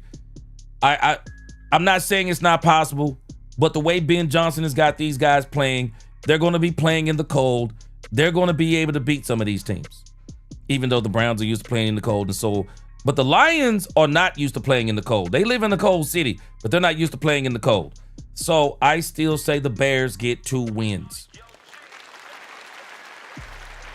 But I still say this. This is the 49ers schedule. I think it's one of the easier schedules going down the stretch. They got the Titans. I think they win that game. The Colts are bringing Phillip Rivers out of retirement. They don't want to win. They're going to get beat. I think they win their next 2 games. Even if they lose those last 2 games, they'll still hit 11 wins. The Cowboys will not be able to get that 6th seed. The only one the Cowboys can get is that 7th seed. But I don't think that's what the Cowboys are worried about, and I don't think that's the route. I think this is the route, and I think this is the route the Cowboys will take. I believe the Cowboys are winning this division. Book it. The Cowboys are winning this division. The Eagles are having some serious problems. I do think they beat the Raiders, but if Kenny Pickett plays, all bets are off. I wouldn't be surprised if the Raiders beat the Eagles the way they're playing right now. The Raiders, I think, will be their easy win. I don't think the next 2 games on the road are going to be easy for them. I think the Commanders are going to throw everything in the kitchen sink at the Eagles, and I think the Bills are going to beat them. I think the Bills are going to beat them outright. So for us, we're looking for a loss between these 3 games. The 2 Commanders games in 3 weeks and the Raiders game. I don't think they're winning all 3 of those. I think they get beat by the Bills, and I think they get beat one time by the Commanders. They're going to finish, I believe, with a 10-7 record. And this is why I say the Cowboys control their own destiny. This is on a silver platter for the Cowboys. And I know we're saying, oh, they got to win. Some other teams got to lose. They're going to lose. Trust me. Cowboys got to take care of business. The problem with the Cowboys, every one of these teams are going to give them their best shot. Every one of these teams are going to find a reason that they need to beat the Cowboys. The Vikings are going to be saying that if we win out, I think the Vikings are 5-7. The Vikings are going to be saying that if we win out, we could go to the playoffs. We know it ain't going to happen. The Chargers are going to be saying, we're making a playoff push. We got to beat the Cowboys. The Commanders are going to be saying, let's build on next season. It's a divisional rivalry. Let's beat the Cowboys. The Giants, last game of the season. Coaches are going to be trying to prove that they deserve to be coaches. They're going to throw their best shot at the Cowboys. The Cowboys are going to be in a playoff atmosphere every single game going forward. They control their own destiny. I'm not a betting man, but if I were a betting man, I would be willing to bet if the Cowboys win out, they're going to the playoffs. The Cowboys are going to the playoffs if they win out. The Eagles are on the same kind of downward spiral they were going down in 2023. Same downward spiral they were going down in 2023. They are collapsing. If the Cowboys win out, they're going to win the division. Bottom line. Bottom line. Book it. If the Cowboys win out, they're going to the playoffs. Because I don't think there's no way the Eagles are winning out. And I don't think there's any way they're going to win 3 of the last 4. At least I don't think they are. Not the way they're going. Not the way they're going. No. Cowboys control their own destiny. And as we look at some things, I made a couple of notes today. I made a couple of notes on some things that the Cowboys need to improve upon if the Cowboys truly want to make this run that we're all thinking that the Cowboys can make. Because I believe the Cowboys can make this playoff run. Let me read some of your comments here. Henry Williams says Pickens is cooking the entire league. Literally, he is the most deadly wide receiver in the game. It's straight up facts. It's straight up facts, Henry Williams. It's not taking anything away from CeeDee Lamb, and this is what we got to get out of our minds. This is not about CeeDee Lamb. George Pickens is that dangerous, and everybody knows that he is. And now we're watching teams saying This is not a knock on CeeDee Lamb. It's telling you how good George Pickens is playing. They're willing to allow CeeDee Lamb, Ryan Flanoy, any other wide receiver to beat them other than George Pickens. Why? Because George Pickens opens up the entire offense. Because if you got to worry about George Pickens, there ain't nothing you can stop. You can't stop nothing if you don't stop George Pickens. But if you stop George Pickens, at least you got him stopped, and those terrifying plays that he's making with his legs, jumping over people, pass interferences. I mean, Jake Ferguson had one taken away from George Pickens because he's that dangerous. Man, everybody knows what this dude is. It is taking nothing away from CeeDee Lamb. Everybody knows what this dude is. And that is why we have seen for 2 weeks in a row, 2 teams willing to go. This would have been unheard of 2 years ago. What team would have been willing to go one-on-one with CeeDee Lamb? What team would have done it? But this year they're saying we're willing to go one-on-one with anybody other than George Pickens. Doomsday said, he said, I think Shotty needs to bring in a good OC. Boy, Kyle Shanahan tree. And he needs to be the head coach. Focus on that instead of worrying about play calls. Doomsday, I agree. But it ain't going to happen. Jerry Jones made it clear. The only reason why Brian Schottenheimer is the coach is that he's calling the plays. Chosen One said Pickens has a way of demoralizing defensive backs when he gets going, and I think that's what opposing defenses fear. Yeah, he just loosens up the whole defense, and everybody knows it. He loosens it up. He's a different type of wide receiver. Yeah, I don't think they're going to let Clayton Adams call plays. If Clayton Adams start calling plays, we're going to see it might be a problem. Clayton Adams will also look like as a play caller in the way Shotty can't worry about being the head coach. Don't think it's going to happen, though. Jesus Baroto, I agree with you on this. I like what you said. This is what happens when your play caller allows another team to take away your best wide receiver. Shotty is the problem. Shotty should have made adjustments. Bottom line.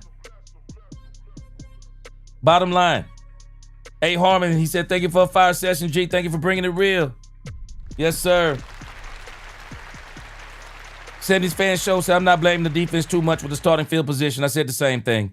And the turnovers, it's a wonder this wasn't a blowout only because of Dak Prescott. I said the same thing. If you're going to let your team start at the average 42-yard line, well, your defense is going to get scored on all night long, like Lionel Richie said. All night long.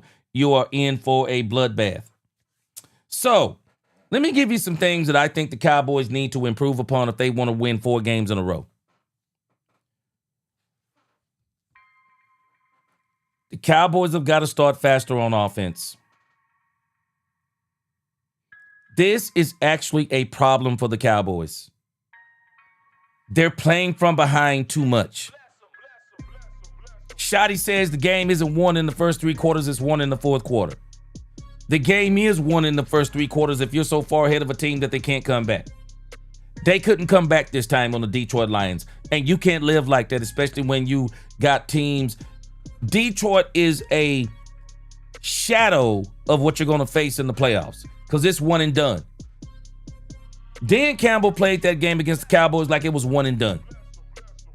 That's how you play games. You're going to have to play better than what you played. You're going to have to make better adjustments. They need to start faster on offense. Number 2, I have yet to see creative play calling from Brian Schottenheimer. I'm not saying he has to wow me, but I did think he was going to wow us, and it's just been pretty generic to me for the most part. It's been more about the talent of the players than Brian Schottenheimer necessarily putting them in positions to win. I want to see better play calling, more creative play calling from Brian Schottenheimer. That's what they're going to have to do if they want to get to where they're trying to get. Next, the Cowboys are not utilizing speed. They're either going to have to figure out a way to use Kevontae Turpin better, or they're going to have to stop being hard-headed and stop making excuses about about a player that's running a 4.28 40 on your team, as in Jaden Blue, who can also play in the passing game. The Cowboys have got to find a way to add some speed, and not just from the wide receivers. They need to find a way to utilize speed in other positions in other ways, because speed kills. Speed kills. Find a way to get you some speed out there on the field. I also think offensively, the Cowboys need to figure out their tackle situation. I'm very concerned about the Cowboys' tackle situation. I am very concerned. Because even if it was Tyler Guyton, I wonder what he does against the Detroit Lions, because he still struggles some this year. I said it before and I said it again. I was worried when they started talking about a 7th round draft pick could come in and stand in for either Terrence Steele or Tyler Guyton, because that's saying that either everybody in the draft misdrafted Nate Thomas, or either our left and right tackles are not as good as they're supposed to be.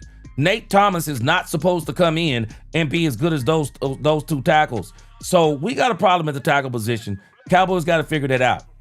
And I do think the Cowboys need to start running. I don't care if you're running 11 personnel or 12 personnel, but if you're in games and you know you got an Aiden Hutchinson out there, man, you have got to be able to say, we're going to line a tight end up, line Brevin Spanford up on whatever side those guys are on. But you cannot just let Dak Prescott be back there running for his life. Cowboys got to make improvements on that. Y'all tell me what y'all think on the offense we need to improve. I'm going to read some comments and I'm going to read the defense here. James Cook said, I think the Eagles will drop 2 of the next 4. I think so too. I do. I think they drop 2 of the next 4. But the Cowboys can't drop 1. James, if they drop 1, they're done. Cowboys can't lose a game. They're done if they lose a game. The only way they're not done if they lose a game is that the doggone Philadelphia Eagles go out there and really wet the bed and just pretty much lose the rest of the games.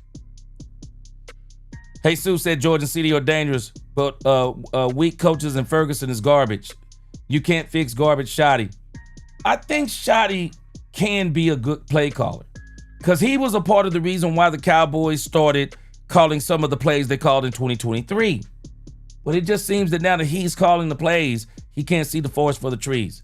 He's going to have to get more creative going forward, though, because as you get closer to the playoffs and as you enter into the playoffs, these defensive coordinators, they figure out what you do well and they stop you. Virgil said they need to get Dak going early. I said the same thing. No huddle offense. Yes. Yes, yes, and yes. Get him started early, man. How about you come out the first 2 drives? Hey, no huddle. No huddle first 2 drives. We're going to let Dak cook. We're going to let Dak cook. We got to get up. We got to get up. We got to get ourselves up 7-0 or 7-7 or 14-7. We can't keep trying to come from behind. Virgil also said that, more creative plays. Yep. He said, use what you have. You have Blue and Israel Abanaconda. Speed, use them as a weapon. I agree. 70s fans said to win 4 games in a row, it takes a lot out of you. I'm going to believe that that is what happened. Now, the 70s fan, what happened to the Cowboys, it was the amount of days. But now that the Cowboys, I think they're pretty much going to be on a regular schedule except for the Christmas game. But even then, they're going to get a 10-day break between that next game, between that and the New York Giants game. So, Cowboys going to take care of business. They're going to take care of business. You want to go to the playoffs? You got to earn it. You got to earn it. I think Philly going to do Philly. Philly going to collapse. But it don't matter if Philly collapses if the Cowboys collapse. The Cowboys got to go in this thing and win these next 4 games. They can't be playing. Doomsday said, I saw Shotty early in the year was being a lot more creative than he has the second half of the season, which doesn't make any sense. Doomsday, let me tell you what makes sense. Nobody knew what Shotty was in the first part of the season. But as the season went on, by the time they got to the Denver Broncos exposed them, and it's a copycat league. People start doing some of the same things the Denver Broncos did, and the play calling, they haven't adjusted, and it looks less creative. Christian Legal says, I think the Cowboys will put up a 50-piece. I think they have the potential to, but I also think the Vikings are going to come to play. Okay, defensively, let me give you what I think the Cowboys should do defensively if they want to go on this 4-game win streak.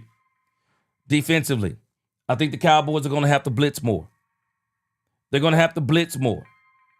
They're going to have to blitz move it up to about 35 to 40% of the time. They don't have an elite pass rusher yet. They need to blitz more. Not only do the Cowboys need to blitz more, in order to do that, they're going to have to take some chances on man-to-man.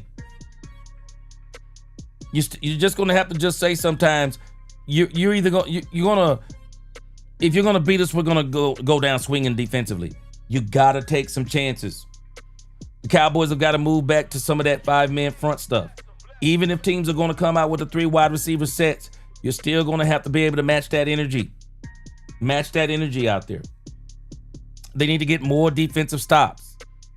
Get more defensive stops. You cannot go out there and just not get defensive stops. You got 8 defensive stops against the Eagles, you beat them. You got 3 defensive stops in a row against the Kansas City Chiefs, you beat them. I don't recall a defensive stop by the Cowboys against the Detroit Lions. You got to get defensive stops. You have to get defensive stops. Also, let me go back offensively. The Cowboys are going to have to stop the turnovers and the penalties.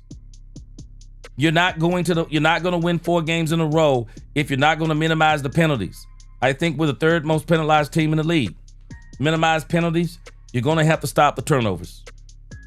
Every time Brian says we got to stop the turnovers, we keep turning the ball over. Got to stop the turnovers. Defensively, let me add to them. They need to create more turnovers.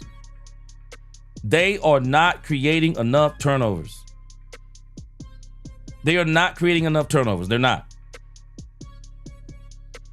Marquietos, he says offensively, more 5 receiver sets, no huddle. Like that. Doomsday, I'm with you. Stop the defensive line rotation constantly. I agree with that. I absolutely agree with those sentiments. And also, what I said early in the stream, there is no situation where Quentin Williams and Kenny Clark are off the field at the same time unless the offense has the ball. I'm going to try to have them out there. If I'm running a 4-man base, it will only be Quentin and Kenny. If I want to give somebody a breather, it'll be Quentin and Osa, or it'll be Kenny and Solomon Thomas. But it'll never be Osa with anyone else because Osa doesn't play well when he doesn't have someone that can not only get double teams, but can eat double teams. Next up, like I said, get more stops. 3rd thing, and then we'll talk more about this as the week goes on. Cowboys special teams have got to be better. Cowboys special teams have been special at certain points in the season, and then they got exposed this last game. Kevontae Turpin hasn't been good at all in the special teams this year. And that's just been consistently the whole year. We've seen a blocked field goal by the special teams, which was great. We've seen a blocked punt by the special teams. That was great. Sam Williams has been really good on special teams. The punter has been good. Brandon Aubrey's been good. But as far as our return game, I don't understand why we don't use Jaden Blue in the return game. I don't care if don't put him on the other side where he has to tackle. You don't let Kevontae Turpin be on the other side where he has to tackle. Let him be a return specialist. We need some speed, whether it be offensively or out there on special teams. Turpin, make him be more committed to special teams. And do not let him be the 3rd wide receiver. Only in spot duty, but not as the starter. Finally, Jaden Justin adds to the defensive side of the ball. Keep Kenneth Murray out the field, period. No doubt. Virgil, we got to lower our penalties offensively. Yeah, both offensively and defensively. Pre-snap penalties. Yeah. Got to stop the penalties. So that's kind of where we are with the Cowboys. We're going to talk more about this as we go on this week. Doomsday said, G explained to me every time we were receiving a punt, we're always pinned inside the 5-yard line constantly. I don't understand how that's happening. Yeah. I'm telling you. Teams have really figured us This has been one of the weak links this year, has been special teams.